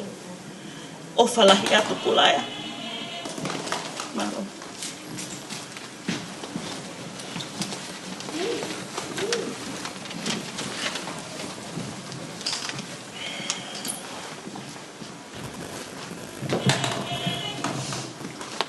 Before I share a few words tonight, I firstly want to thank God for gathering us here today and giving us this opportunity to say our last goodbyes to Grandma Kulaea Lau'i. For those of you who don't know me, my name is Fotophili, Taumei Lau'i. I'm the eldest son of Lipina Magasin Lau'i. I've had the privilege of calling Kulaea Lau'i my grandma. I was honoured when my mum and dad asked me to write a speech, but I'm also nervous about finding the right words to speak as a tribute to my grandma Kulaea. I know it has been an emotional week for our family and our family overseas. but just know that we are all here together to celebrate Grandma Kulaea from near and afar. We all benefited from her wisdom and heartfelt advice. Grandma was always an old soul, and she always knew how to focus on the bigger picture as opposed to the pesky details of life. She would always support and loved her family equally. You would never see her angry, only proud, and proud of her family. Grandma enjoyed going out a lot. She was full of life. I remember we would take her to Cabramatta to buy her wool for her sewing and knitting, and always sneak in a few bars of chocolate. Grandma loved the sweets. It has been hard seeing Grandma grow older over the years. It would have to be the hardest thing for me to see as a son, seeing my father lose his mother. The number of you who took the time and effort to gather here is a testament to how important Grandma was in many of your lives. Grandma, you can now rest in peace. Rest easy with Grandma. Grandpa, I love you. Thank you.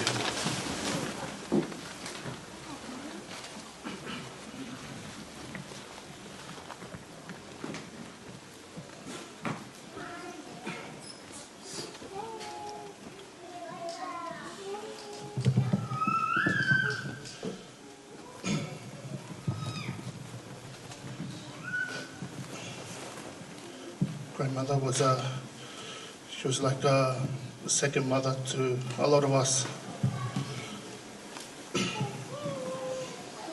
She raised a lot of her grandchildren. I was blessed to spend my first moments of life with her in Tonga. Have my first birthday in Tonga. She raised me like I was her own son.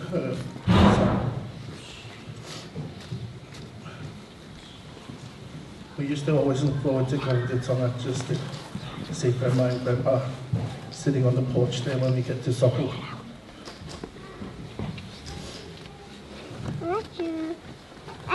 I remember when she'd come visit us in Australia, and she'd have to walk us to school, but she would only walk down to the bottom of the street, and the main road that goes all the way to our school stretches maybe a kilometre, and she'll stay at the bottom of the street and watch us walk all the way to school. I'd almost get to school, and you can see we turn back and look all the way to the street. She'd be as big as an ant, but she'd still be there watching us, waiting, making sure that we go to school. It's true. Grandma was a soft-spoken lady. We all loved her very much because she loved us all equally. She made you feel special. You didn't feel like she would treat another grandchild more special than you. She'd treat each and every one of us as if we were her favourite. That's what we all loved her about. I'm blessed enough that she lived long enough to watch me get married, have my kids, name my first seed after herself. I'll always be blessed to carry on her name, and I hope that my daughter carries the same traits that she does. Grandma, I love you so much. Thank you for all you've done for our family. You've always been the glue for our entire family. And it's sad to see you go, but I'm also happy that you go and be with Grandpa. We love you, Mom.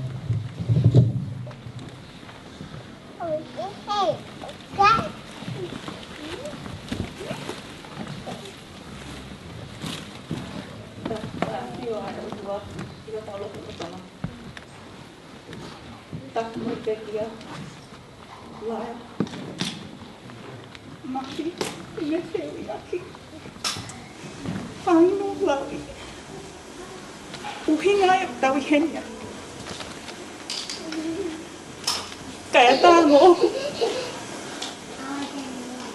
I he whainga maali e koe. Ke whai ha manatu me lia. Ki he kui ofa koe ni. I he taimina ma te ohi ai, e lolotonga ne mui. Whakawhetai hoku lau maani e. I he eiki. Ko hoku ingoa, ko Kulaea, Valentine, Lau'i. Ko e tahau i whakamukopuna o Kulaea, Lau'i. Ai o whakahingoa ki ai. Ko e whika whao. I he toko nima a makasini, Lau'i. I he tau lahi e hiwa wha. Ko e nina e mo ui ai e grandma. O ko manatu ki e whekau e hongo fulu. Ai au pehe mai. Whakaapa-apa ki hota mai. No ho whae e.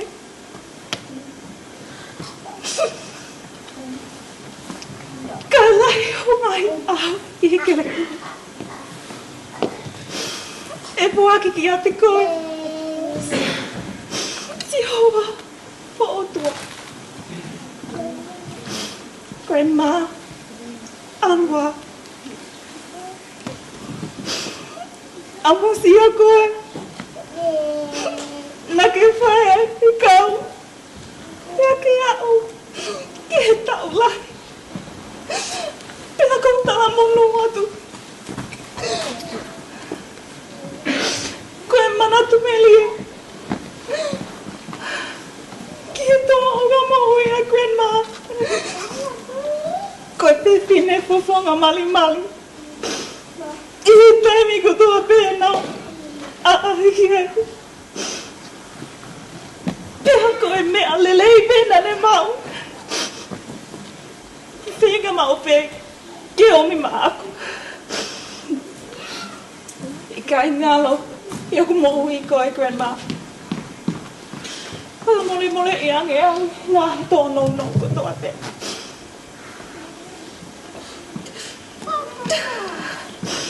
Koe manatu me lie. Ia, grandma.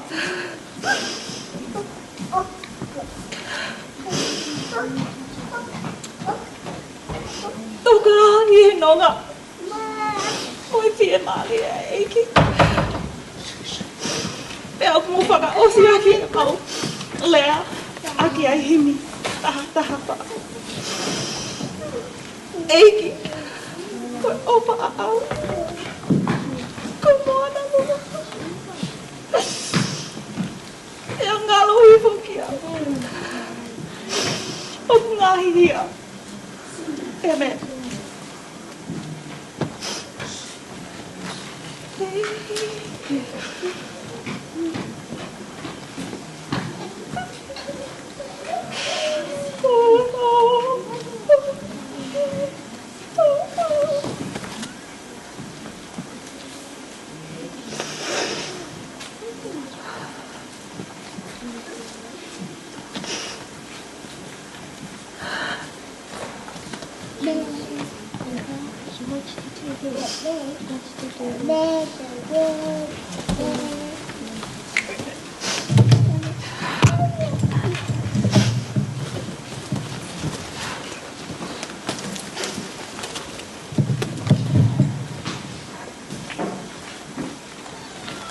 Tolo. Ai tu pe mo a. Ke o mau ai fai nga mali e. Ai hoa ko e.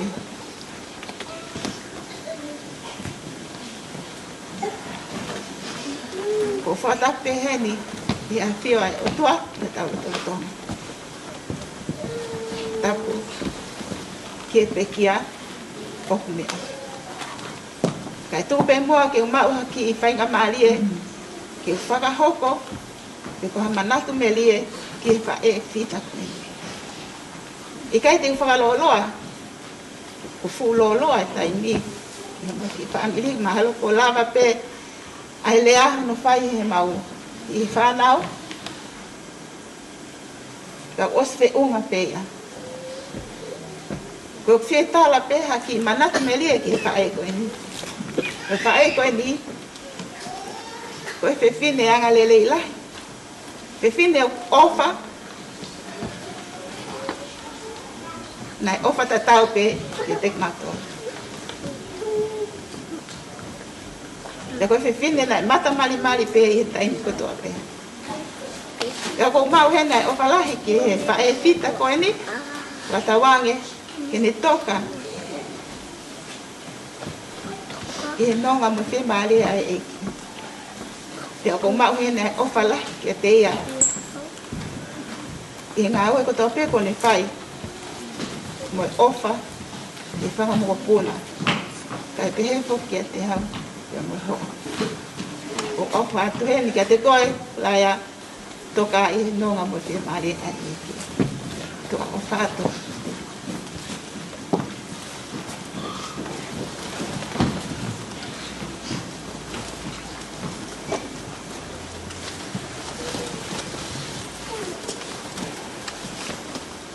E whiara ia pito e mau e whanga maari e koe ni ki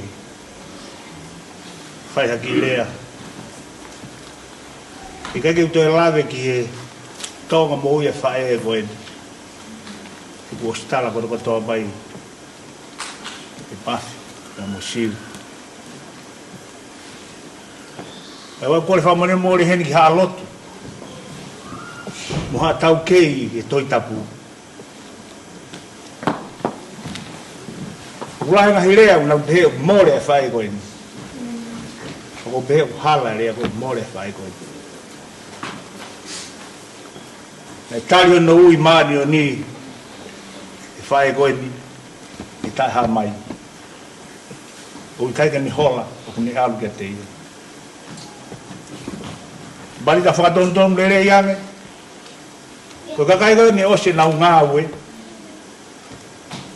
Na mui he lotu na waru whi maari. Mō meniti na usio he whae koe ni. Ko usio koe wawe nunga hi taimi kene alu.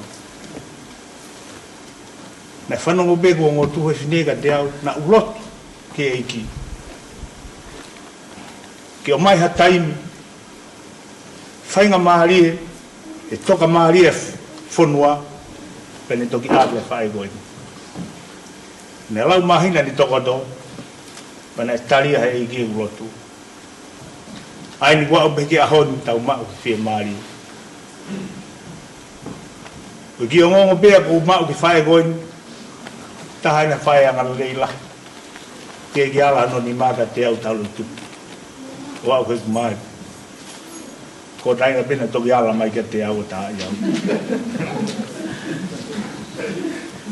Ko ia begi o ngogo o whatua te motol katoa.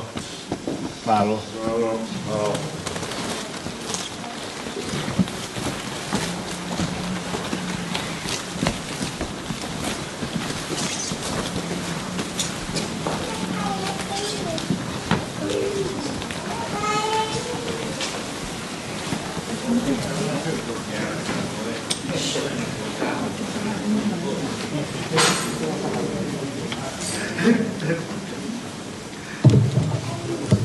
Malo ke familio mahasini ko manatu meri na lau ke na whahauko e whae ko ni. O ku iai whukene whanau a ina a mapa a taki mai o whawhawhonga e o family. Rahiri ko ia e tuku atu mau wa whanau me muri pe ko tōpureanga te nau kau mai e Lau'i, ki na whahauko ki manatu me rie, rahiri kua te tau tuku hoko atu me ai.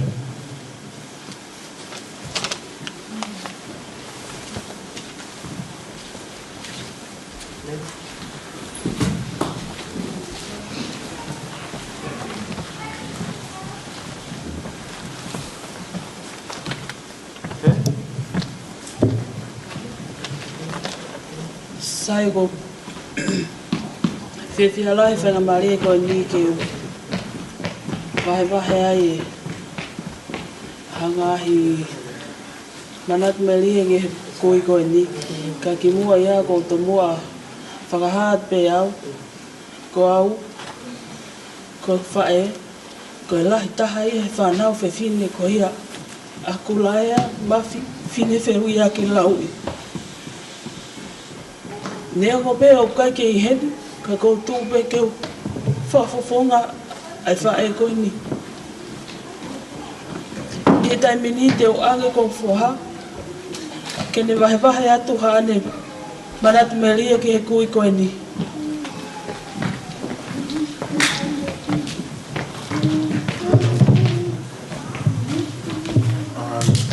I'd just like to thank you, everyone, for coming.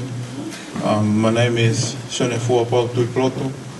I'm the eldest son of Pāmapa Kafusi.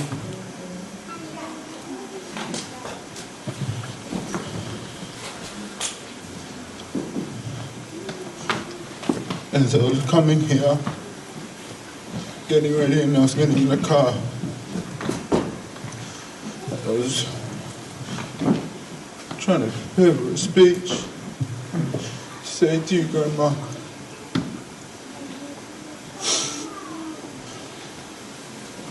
and for me and my brother that's not here right now, I love you and I miss you.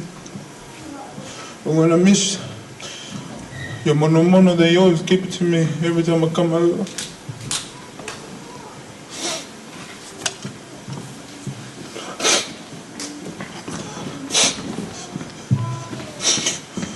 I'm gonna miss your smile that always come every Saturday after work, seeing you.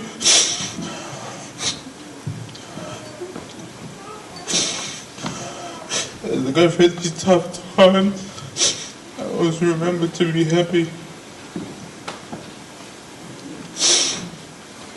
I love you and I miss you. I say his name, Jesus Christ. Amen.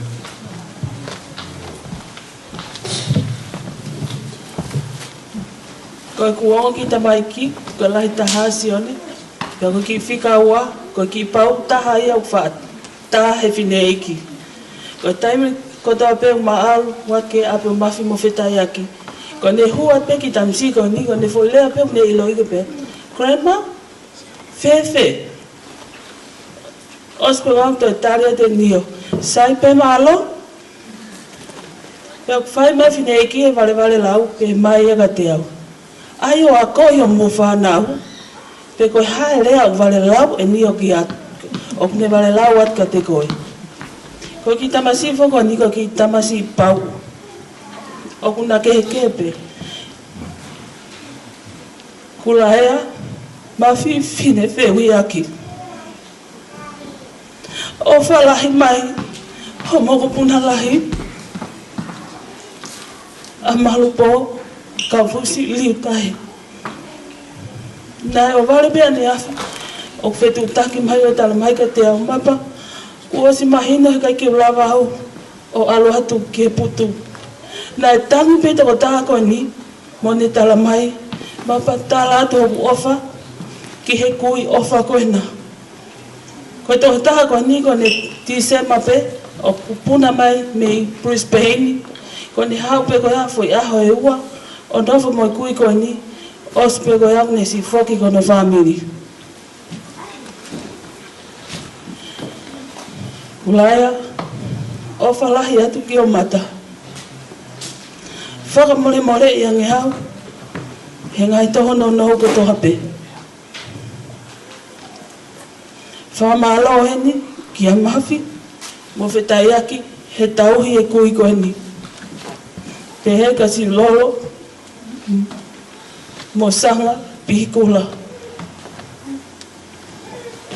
Alua,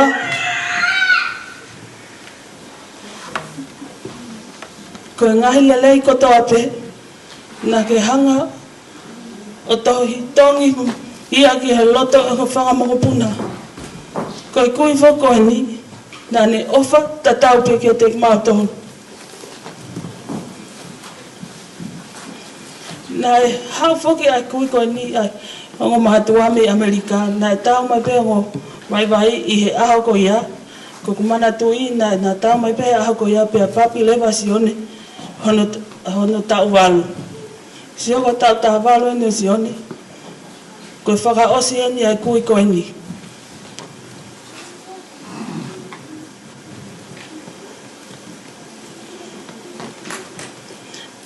Kulaea o whalahi at ko homata.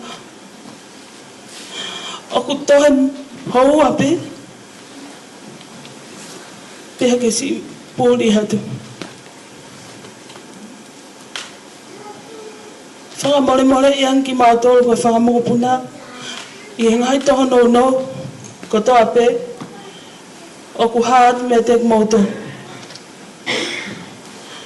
O whalahi atu ki family ko to ape. O ku lava ke mau lava mahe pohoni ke tahu kaunga whaka heka e mahukui o whalahe atu ki he family ko ni e mahu grandpa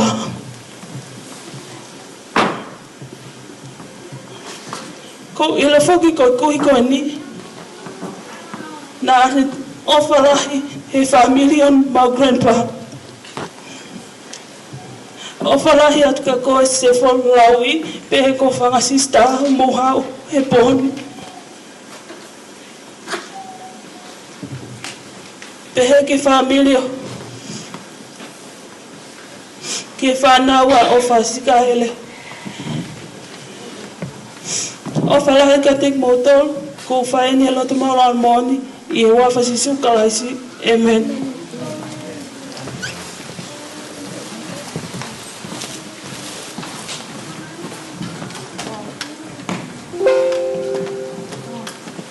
Toa. Tari mai ti. Ke mai suka.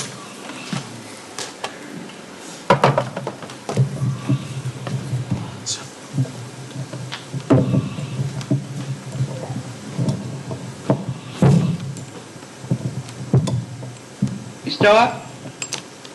Tari mai. Kaya mali Kulaea. Tari o peata vistoa ke tari. Que o mai. Ti rema. Te reato. Io. O famalo atu he. O koeni. Ka motor family. Que fama. Mana meri ri fae. Te to mo fra atu pe au. Ko agida. Itai ko. Estava lá e a Kulaea para não se fine. Ko fa et matul me Amerika. Charles. Laia. Charles. Foi para você. Tá bom. Fa ko que não. A minha avó caía Mafi, você. Não ofa. Vou pegar os que vou então fazer. Que harapa. Eu ganhei aqui, Roma.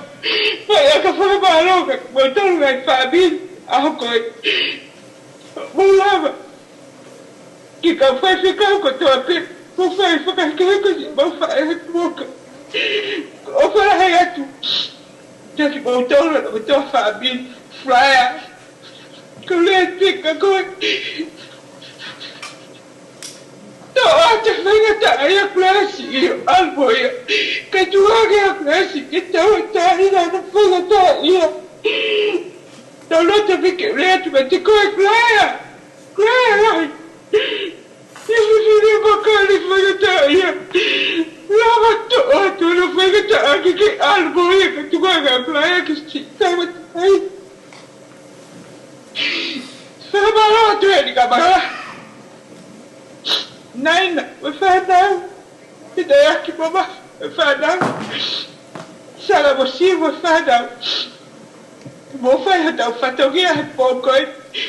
Lava for a hicka sit down fire.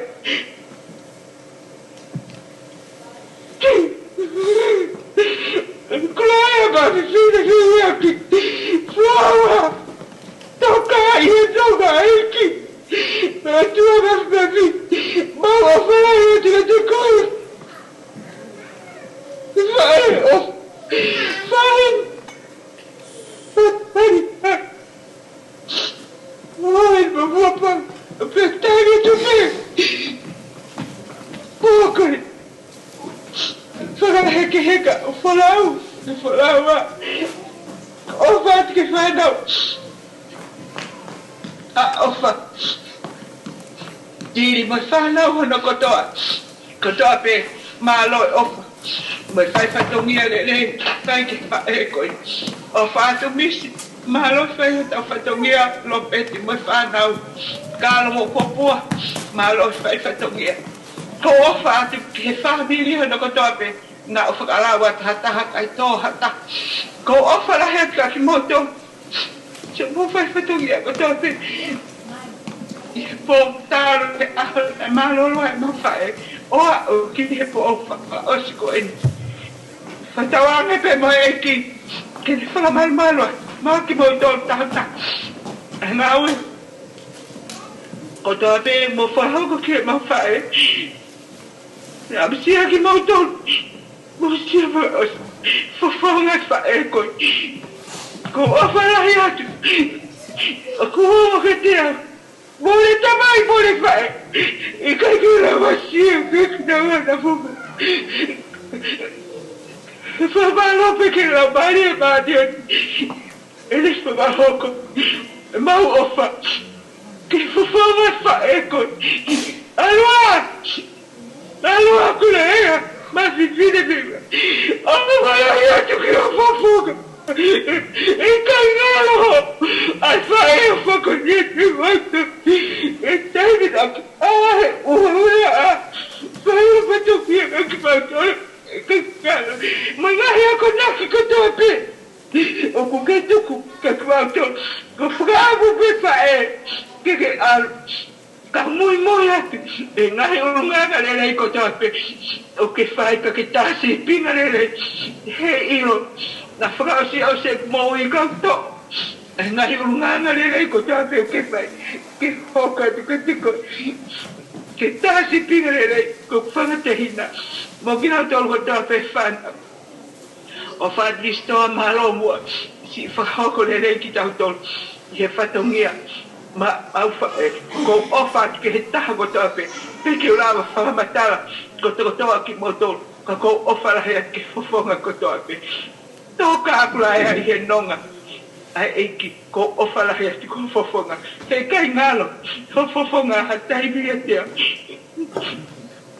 Mukwana, ko ofa lahe atu, mga sidi. Maka posi ko o mate matawhai maako ko o whalahi atu o whātawhuapa tarata nāwha kiti tawha tarata o whasaris tarata o whame mau o whalahi atu Kulaea Mafi Finefeuiaki aloa na ke toka I nonga e ki ave a te whengata a Kulaea si I ke alvo I a Kulaea ka tuanga Kulaea ke si tau a ta ina whiwhi de lahi o maka kou ofa lahi atu ke tāpa toi o whāti paalo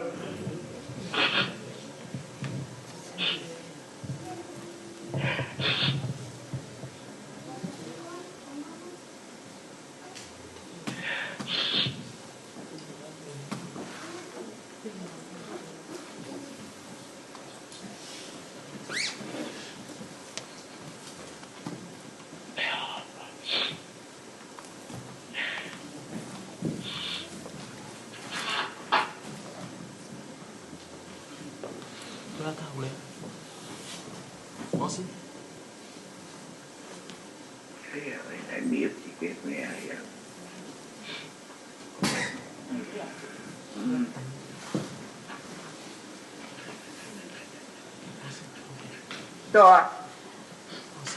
Malo.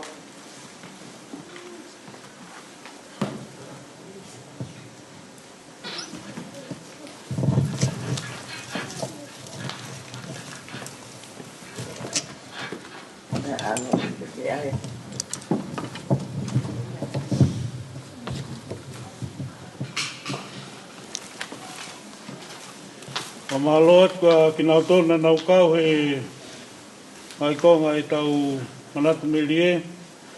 Koe taim koe ni e tuku atuia ki a taha pe ku kia ne manatu melie, kia Kulaea, mo lava mai, ka hiri ia, e tau hoka tuai pe. Ka pau kua taha ne whanau a te ai, whakamoho puna, te mo hoko mai e pe, mo ki mo tolu, ka hiri pe ko ia, te tau whanongo me harea, e whakahoko he pataloni ko ia re mātua, te amilatu, ka pau kune i hen mo ki tau tolu, ka hiri ko ia te tau tuku hoko atu. Taim ko ni tukat pe ka taha ku ia ne. Lava maa whakahoko ane manatu merie ki e whae whita ko ni. Ka tau tuku hoko atu.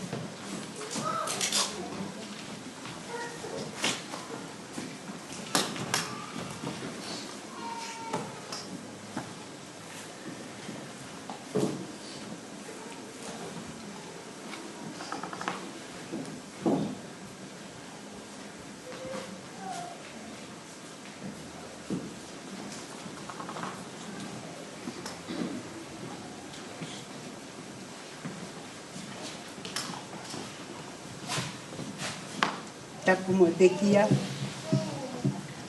whakakia, te mo tolu katoa. Ai tamai mga whae, whangatau kogo mo whangatunga ane, ta roa nuku he marmale whare. Ko e whine eiki koe ni, te mo ue hoa whanga. Ko tau kotoa pe, ko ma ngā ue i au whai, ko ma lere holo he ka ui tōu, mo kau vai vai. O ave nau ki mea ofa Christmas. Ka koe tau kotoa pe e hanga whine eiki koe ni o tui mai hoku pilo. O ka keo pota o e tui tangai pilo. Ka koe mohe anga o pilo matala i a kau pe ia misanuari ki tisema. Ko tui he whine eiki koe ni. Ko hataha ni ha whae mata mari mari, fofonga mari mari. Pe au ku te fie alupe mo te fie hui kai me a taim kakatoa ko uhinga o kune fie whanongo mo fie tokoni i ha taim uku te whai aha whihui a te. O ka kia ha me a te umanatu i a whine eiki ko ni ka kohona fofonga ko i taha ha whine eiki fofonga mari mari mo nonga ai me a kotoa pe. Ko ke te ino si ana whahenga o lunganga i taha ko he whine ofa. Pia toka aku Lau'i. Ka te olunga pilo pea o au ka aku aluatu. I ho tui matala i aka un whakamalo lahi atu kia te koe. I he ngā ue whakaofo whaku ke whakahoko o wha.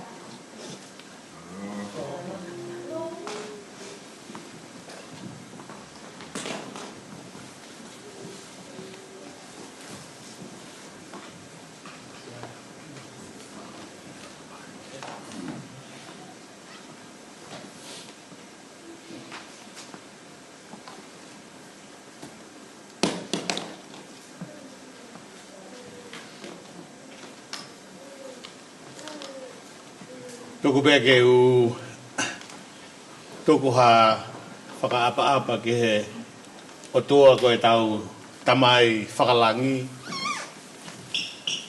i he whainga maari e whakakoloa ku ma ke tau i he whiawhia i koe ni o kau whakataha i he whakaheke heka e whae whita koe ni.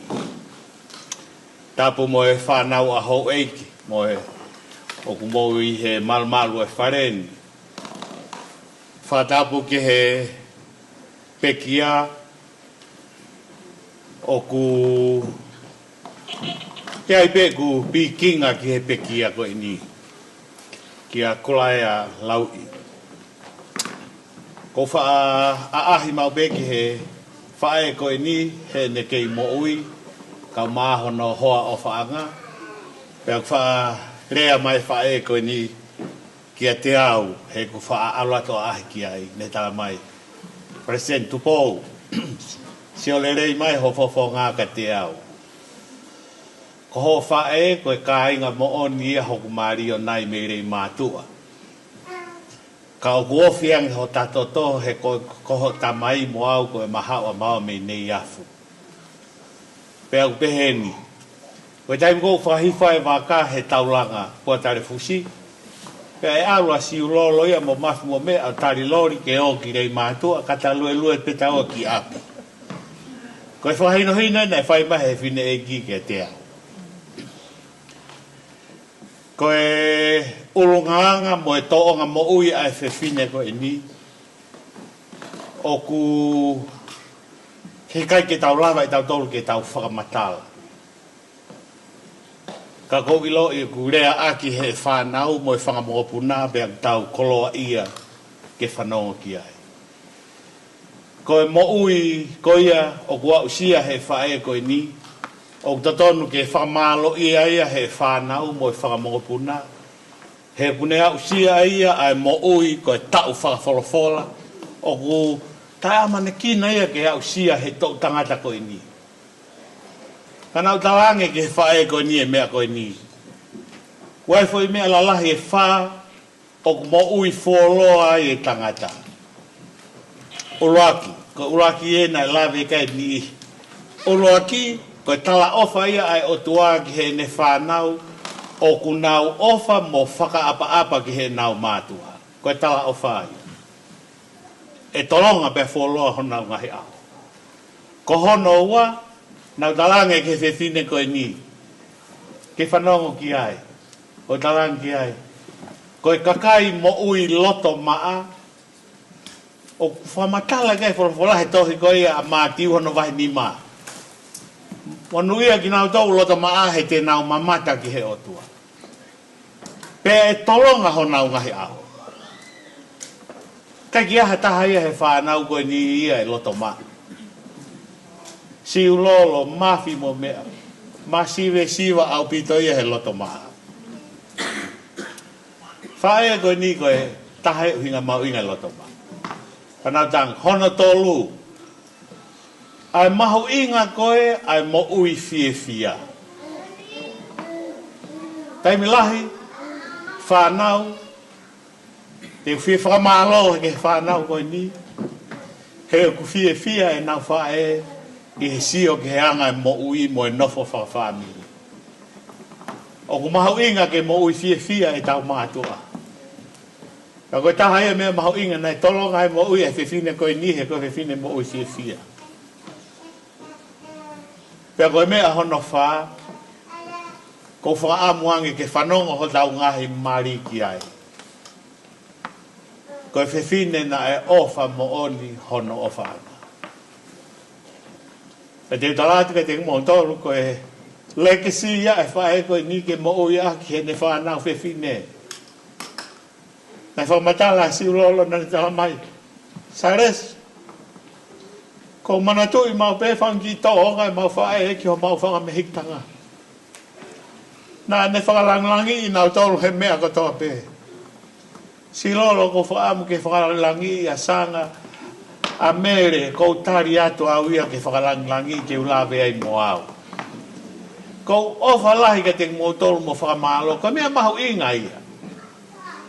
Nai ai whakahino hino ko loto ke tuku he pōni kau tau tau ki lalo, ko whakahino hino ni le whai e he laa ko ia ko unga whanua pe ko tau whaahau, tau pehepe, ko Queen Charlotte ko e tui tolu o tonga, na ne whai e whakahino hino ko ni pea koe whakahino hino i loa ia.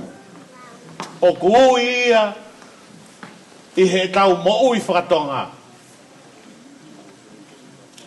Koe wha i kawe i koula o tonga. Koe whakahino hino ia nei whai e Queen Charlotte. O ku ia he rea whapapalangi, the 4 pillars of Tongan value. Pea ku mahu inga i he taimu tau hawa i ki hanga he mea whakawhamiri. Ki hanga hi hao whanga peheni koe apisia, pea koe mea whakatonga. I he tau ngahi mea whakawhamiri, i he mari, i he birthday. O ku tau sio ai ki he ngahi ulunganga, o ku hinga ke ai tui tonga. Pea fo i mea lalahi wha.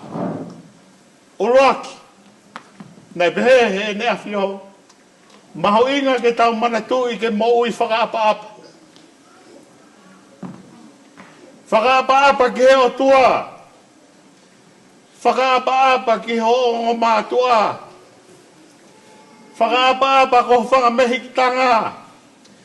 Whakaapa-apa ki ho ngai, whanga tamai, ko ho whanga whae. Whakaapa-apa ki ho whanga tua whawhine. Whanga toko ua. O ku mahu inga ai mo ui whakaapa-apa he tau nofo whakakainga. O ku tala ia I he tau ngahi mea whawhanua. O hangei koe ngahi mea whawhamiri koe ni. Ai mahu inga ai mo ui whakaapa-apa. Ua. Mahu inga ai tauhi wā. Ke tauhi ho tau wā. I he tau nofo whakawhamiri. I he tau nofo whakakainga. Whakasiasi. Whakawhonua. Ai mahu inga ke tauhi ho tau wā. Pea ka pau ia ha wā o ku toi mahu inga ange. Ke tauhi. Ko ho tau wā ko ia moe o tua. Ko wā ia ku mahu inga taha ke tauhi. Ko maratu e whakahino e motua Finefeuiaki. Tau lera ki tonga pane, tala mai ka te au. Tupou. Pai ki mea maari e ko whie wahe mo koe. Nai whae mau tau tuu I la paha. Koe kakai o e whonua. Siasi maa monga, aho fitu, koe katolika. Nai whae mau tau tuu. Ia na mau whaka ofa e mau tau tuu. Nai mea maari e he mau tau tuu. Pai mau tau tuu, pea whai koe utu tau moe polo koe mau tau tuu. Pea nai ai e, pea nau mau ko au nau hanga mau, ai ufile rei taha koe mau tau tuu. Pea hao e whanki mātua ma hau toko whaa ko hoku whanga kāsingi pe mo hoku whaa miri pe vei me lapa. O tala mai ka te au, whai mei Finefeuiaki koe ni. Finefeuiaki. Na anga fe ho o mau. Na tau pula ta tau pe. Na tau whawhanga ta tau pe. Na tau tauhi ta tau pe. Tau huo ta tau pe. Pea tō pe uha ta tau pe ki he tau mala. Kai foha makehe pe a ho o mala au. Pea ki maho e Finefeuiaki. Pea tānge e Finefeuiaki. Nei pe ki mea na tau kehe ai. Ka koe mene tala mai Finefeuiaki ka te au nau tarangi ko whangatoko ua. Koe kehe eni. Koe taimi koe na tau laku whawhanga ai ki he ngahi puke koe o e tau ngahi fuu ufi. Na mou laku holo pe mou tolo puro ai whawhanga. Ka koe au ia nai kehe. He nau toa whai whaluku e taha laku ke fupuke. Pe toa whai whaluku e taha riki o runga. He kohota whatongia ke tō pe tauhi. Ka koe whakafoha u whaia he tamake. Koho wā moe o tua koe wā mahu inga ia ke tauhi. Ai whahino nei whai he tui tonga. Whakapapa ke mana tui he tau moui. Ai tauhi o e wā o e nofo whakakainga. Ka koe wā moe o tua mahu inga taha. Koho no tolu. Mahu inga ke tau loto tō. Ko loto be ke whakaonga e rea whapaparaki I ngai wia koe ni ke mahi no he tau whanau. Uruaki koe mo ui whakaapa meaning you must remember respect how important in the Tongan language. Koe whakaapa ia. Koe tauhi wā, it's how we keeping the good relationship and warm relationship. I he tau nofo whawhamiri o au ki ho tau wāmoe o tua. Even our relationship with God. Ko hono tolu koe loto tō. O ku whakahae loto tō he tau ngahi mea peheni, ai mea koe loto hounga ia. I he tau ngahi mea whakawhamiri whakatonga katoa pe, koe hinga ia ulu motua. Kua pau ke hawe ulu motua, pea koe tau mea whakatonga eni. Ne ongo pe o ku poto pe vare ha tangata. He rea, ka koe tangata tōnu ia ke rea. O ku meri no pe familia pe meri e pe me akotoa e here tangata tonu. Ko hono whatongia ke whakamalo ia ai ngahi ngā ue kotoa pe. Whakamalo lahi e tau ngahi mea whafamili. Ko e loto hou ngā ia, ko e loto, o inga e loto tō. Ke tau manatu, mau pe. Mahi mātua, ai ke tau manatu i mau pe ke whakamalo he pongpong mo e whia. O ku mahu inga ke loto tō e tangata kotoa pe, mo e whiwhini kotoa pe. E whakahaa kia koe koloa e tonga, ko e whakamalo. O ku mahu inga ia he tau mo ui. I he rea whapapalangi ko e loto tō, it's humility. O ku mahu inga ke tau manatu e mea ko ia. Pea ko hono wha. O ku mahu inga ke tau manatu. Ko e mamahi mea. Ko e ngahi kawei koulaini o tonga. Ko e ngahi mamahi mea ku mahu inga ia he tau mo ui. Wha amu pe ku mahino ke te tau tōru. Ai mahu inga ko e mamahi mea. Ko ki tāno whakatātāni ke mahino ane. Ko kei hoko ko e present state ke state ko e ni. Ko e ngai mari ko e whakatunga ane hoku mari. Ko e maki ngā ue whauki e whai ko e keita. Pa ko maua o ku mangahi ko e mea kai he ngai mari. Pa ko hao e whanga whae. A kuia me ngai whangatokoua e whae. Nā maa sia ko e tama present state ki ko e a kui peito. Lere holo. Pa ko pe mai. Awe whakaofa e. Ai whafofonga e o tua mo si hao tuu he. Pea nau whae te ki tari ki he ku whanga whae. Ko ki tari nou. Ka oku mui atu ai e mea koe ni. Koe ki tari nau pe atu. Tuku ke umate ai he ko hoku loto. Koe ki tari ia. Ka koe pōpō aki e ni o hat mei mui ai pehe. Koe mamahi mea. A e tau hasino koe, a e tau ofa koe ho tau ngahi mari. O sio. Ki hoku ongo tuwhewhine goni ki a Mafi. Pea mo siu lolo. Ko na ongo Maria whetai mo mapsanga. Mata i kaisai, kiri uri, ka koe urunganga, suka mon. Pea koe ofa koe e whamiri he ngotangan. Pena e anga whewhe, mana koe ango tu whewhine koe ni he ngotangata koe. Ni ka koe whakamalo lahi atu. Koe mamahi mea koe o mo ui, se kai taule tauhi e whetai aki ia, ai whae koe ni tau e ne mei whangofu. Koe mea e hui koe mamahi mea. O pahu inga maari e ka te tau toru, ai ngahi afo koula koe ni, koe ngahi veri uia e kakaitonga. Koe ki pōpō ake ne whakaosi atu ake rea. Ka iaha mea mahu inga, e mahu inga taha ki whae koe ni ke rea ki hono whamiri, Tau te whito ki he ne whanau mo e whangamokuna. O ku asia he tohi ko a tolsi o ne. Wahe uruaki. Pea koe ki rea ni ai whae. O ku ikai ke toi ai moha mea teu fia o lahi ane ai. Ka koe ku iloi o ku a ewa e ku whanau i he moni. Whameri. O ki kai ke toi aha mea mahu inga taha ke whae koe ni ka kone ilo. O ku whai to tonu, o ku wanga tonu, o ku wanga maa, o ku wanga maa oni. O ku tauhi he ku whanau e ngai whekau ai oto. I he wafa, Jesus Christ. Amen.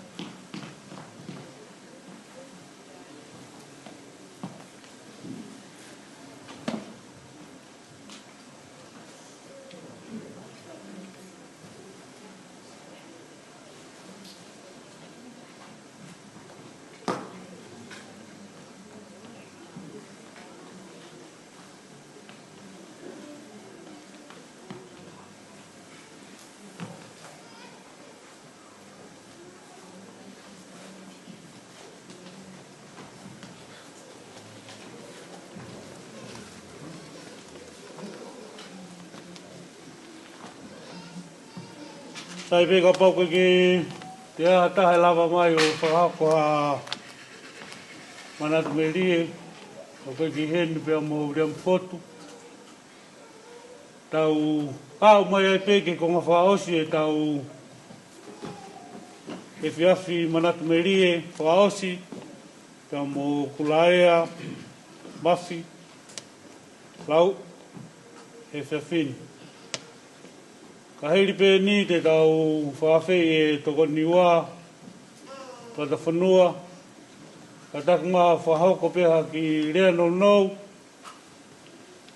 mini te pē ua, ko ka heiri pē ko ia, te tau whakaosi ai pē. Tau whawhei a uho wā o loto sene, ki ne tāpuni, te tau e whiawhi whawhamiri pēa mo Kulaea. Ka heiri ko ia, Tuanga tai mi pia ke ulmotua.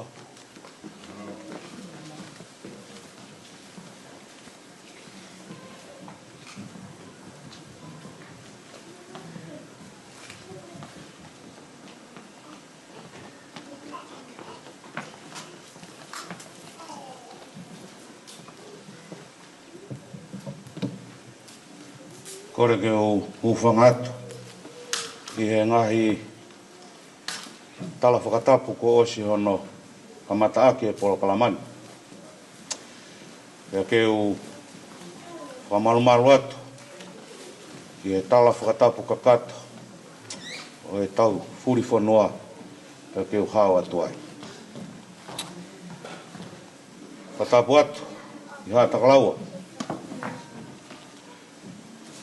Whatapu atu ki wharehakiri.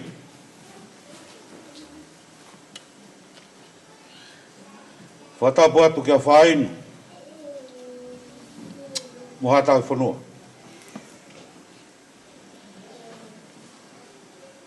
Tua te whakatapu ki a whanua e hau.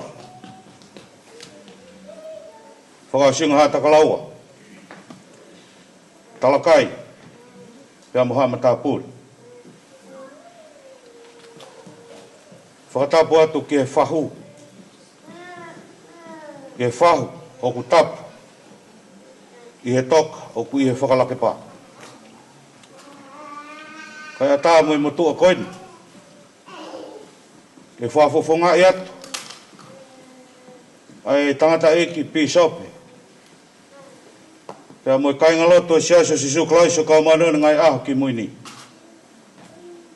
I he wahenga Kempo Tauni ua.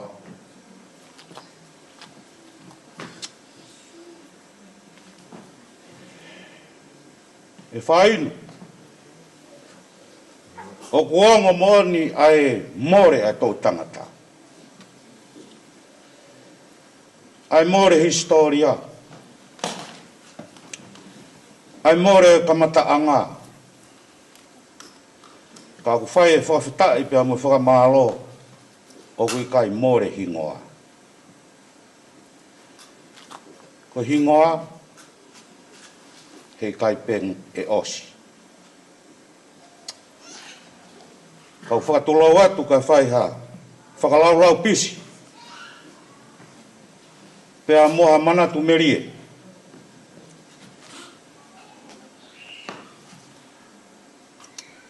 Ke whae whita koina.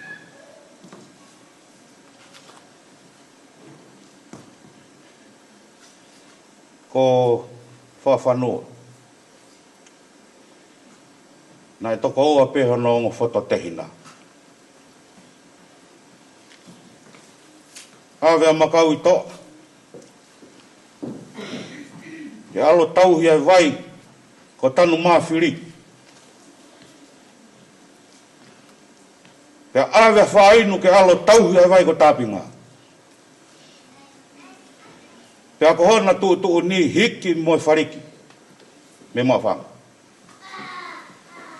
Pea ona te whahafoki anga.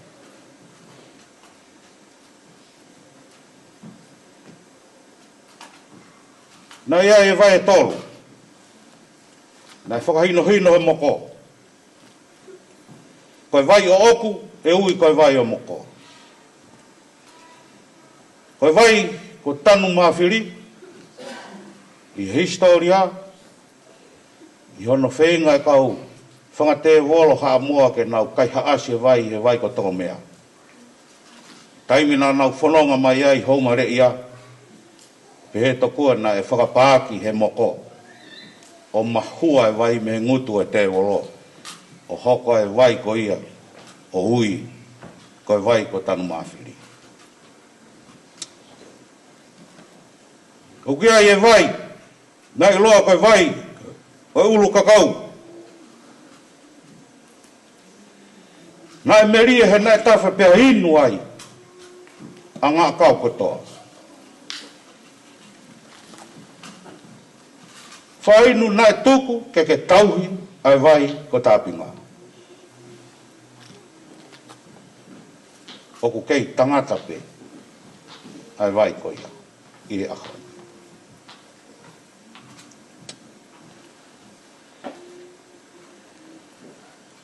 Whamatala ki ai, ia o hūwhanga atu.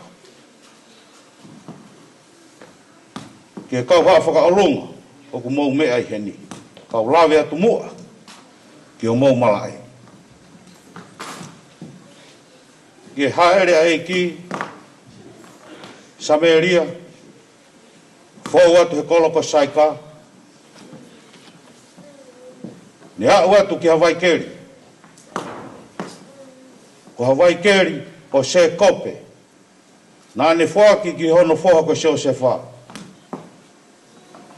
Nā ne kore ai vai ki e whewhine Sameria. Pea koe rea ia e whewhine.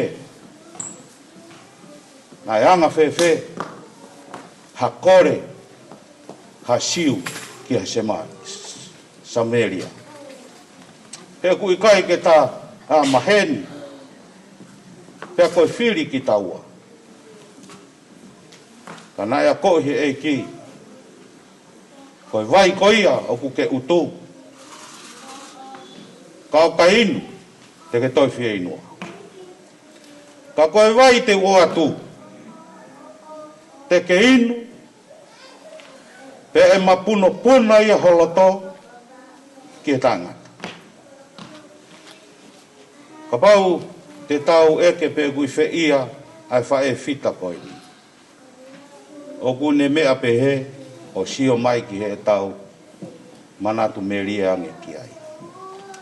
Pea ka pau te tau eke, koe hae mea kune fie maulahi taha, tene tala mai, ke tuku hono sino, ki hono whare kere kere, kai whai mo alu.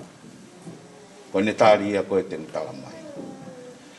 He kune ilo i whakapapau, o kuiai ha reunioni, toko lahi whauwhaua.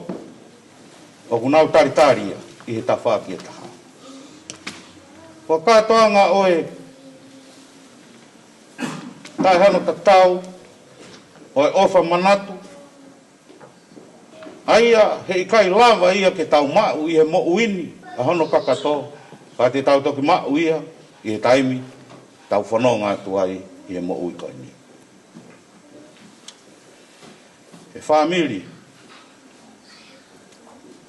o ku tau ilo i whakapapau, koe nofo koini, koe nofo tutuku ia. Koe nofo he ikai ke tau lata i o fuoloa. Ka koe ne au a tau ke he ngungunu, pea mahino re vaia, koe tauputu taha ia, o ha feitu ko teu teu. Ko lava e teu teu, nai whae fita koini. Ki he whamiri, siasi, pea moe whanua. Nā ne teui ai mea kotoa pe, mei he kariloa nai tūpu ai. Nā ne ri aki a api, ka nā ne to'o ai kuku kuku, koe maka mahu inga, mei he kariloa nai iai. Koe mea ta tau ia, tau lave monu ai i he ahani. Koe whakamore more at Fainu. Koe polo kalama e pō koe ni ko ho polo kalama. Koe mau i he ni, ke pou, mo whanongu ki a te koe, to mo manatu merie ki whae fita koe. Ko a pong, koe toki polo kalama ia, ai pisa pe. Ono uhinga ia, e tau heni he pō ni, Koe manatu merie, ki whae fita koe ni, tu unga ia ki mō tolu, koe kāinga ofa ko toa pe. O kulawa ki mō ke. Koe tau ngā ue, o ku tau whanonga pe ki mua. O ku tau whalala. O ku tau sio pe i he taimi hono katoa ki a Sihova. Koe o tua Isleri. Koe o tua e Palhame. Koe o tua Aisaki. Koe o tua Sekope. Koe tau whanonga o ku tau alu pe ki mua. Koe kia holo mui. Ke a wake ai ki e kumanatu. Ki hono fili he pure anga a Isleri a. Moi whanua koeni. Ai o mon manu fei a vare lai taha i he universi ko ni ke na tu o haamo ho nau sila ai kankalu mo imu ko tu vai fa mon manu fa ofo ofa mo fita i he mo uini kai to ki fili ai o mon manu hu fa fa tapu fei a vare ko kai hono fa loku fua hono eke pe ko ha hono uhinga ko e mon manu pe ni e ua o kai ke na lava o alu holo mui pe tena puna ki mui ko na fononga o fononga pe ki mua i he taimi ono kotoa pe ko uhinga i o e tau i he fonua ko ni o kia i ha fonua pu hanga me mua o kia e pou mama o kia i mo pou ao ka pau e whakatoka mea kotoa mo e tau amana ki a Sihova. He i kai lala e tau mo ui i he mamani ko ni. Ka tau whawhita, ia mo whamalo, koe uhi koe whamili lelei. Nea lava ke tau tupu ai. Whalaua, tahine Kulaea. Mai ofa lahi atu. Me he au te whanga. Ko lava ho langlangi. Ko lava ho whakapoe. Ko ke lava e tau lelei. Nā ke ngā wei ho langlangi. Nā ke pou i ho langlangi. Nā ke mo ui aki ho langlangi. Ko ke whoki atuen ki api i ho langlangi. Pea ko ho langlangi. Ko pare ta ngata ia. Le urewa malanga to tau atu, i wapsi suklaisi. Amen.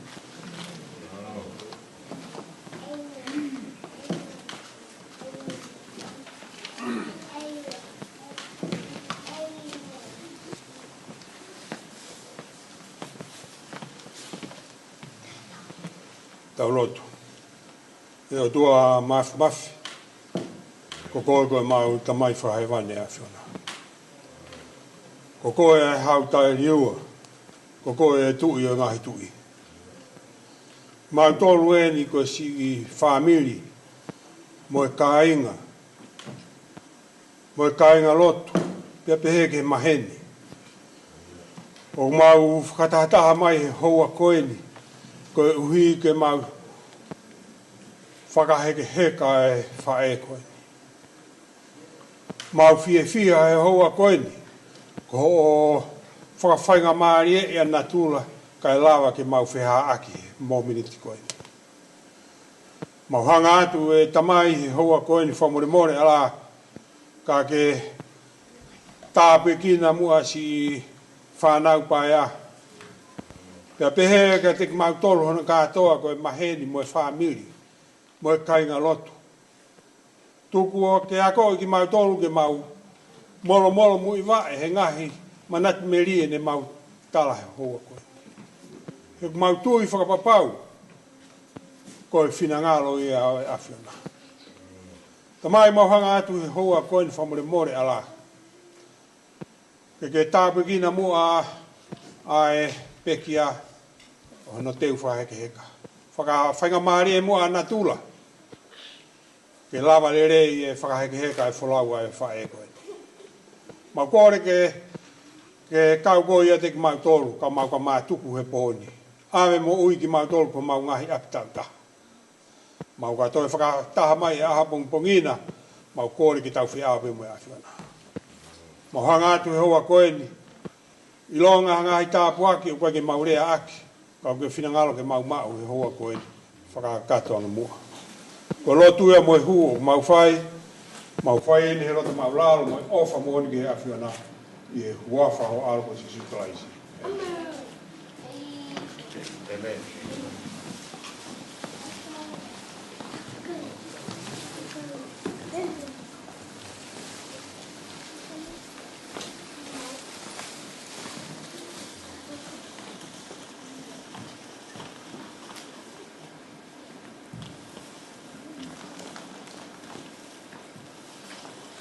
Moni, alea mei tahi, ko ei kipe.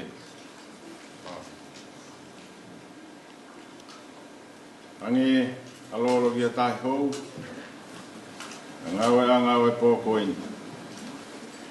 Ia lau maari e maoni oni.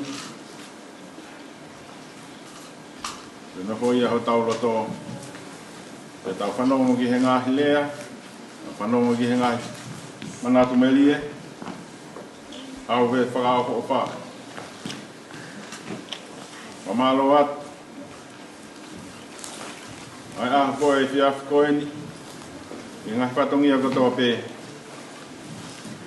ko tau lawa, ko tau waku, i he tau mui e pō koe ni. Mamalo atu ki e ongorea whakamui mui, ka wongo i, tau ngahi vai mo tau ngahi tau nono. Mamalo lahi atu, mo kei lepa, o mo kei whakaongo sia, koe uhi, e tau whakaapa koe, whae whita koe. Mamalo lahi atu, i mo tolu hono katoa, e whakamore ange, e whewhea e whatongia, o ko whai he pōkoini. Mo ni taurea, koe poto pe animu. Whakamore ange au, whanai ai hangahi, whafotunga, taiwhi unga, waho o whakaukau, whakamore ange au. Kulaea, te mau ngā tā he pōni, ka te tau mau toki te tau atua pōngpongi. Tuku pe mua, pāmiri, o mā e siasi, o whamalo atu, ke siasi o sisu kaisi, ka o mā nua ni ngai ahu ki muini. Mālo, si o mou taki mai a ngai patungia. Katau ange pe, i tau toi mahua aho whalau maari a pōngpongi, mo ngai whatongi au amanaki ke mou whakafua. Ko ia e whamalo whai atu, ka e oe pēa e whainga maari a koeni, e whakahoko atu ai pēa e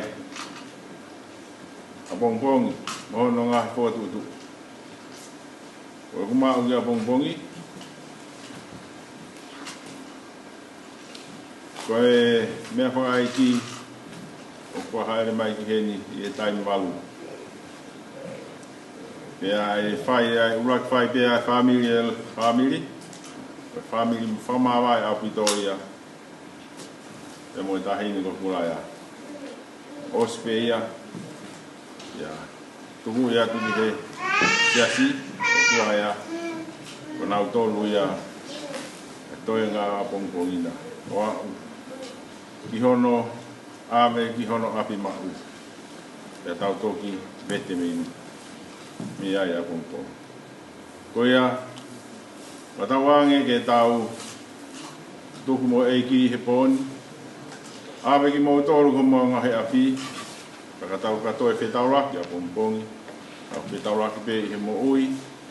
E mo merino ai eiki whai ai ho tau katongia. Ko ia whalahe atu ki he pahu. Mo tolu katoa pe. Kau mai aki ai a he pōni. Ai patongia u tau heni ai. O whalahi atu, i mo tolu. Lewele vai malanga ko tatau atu.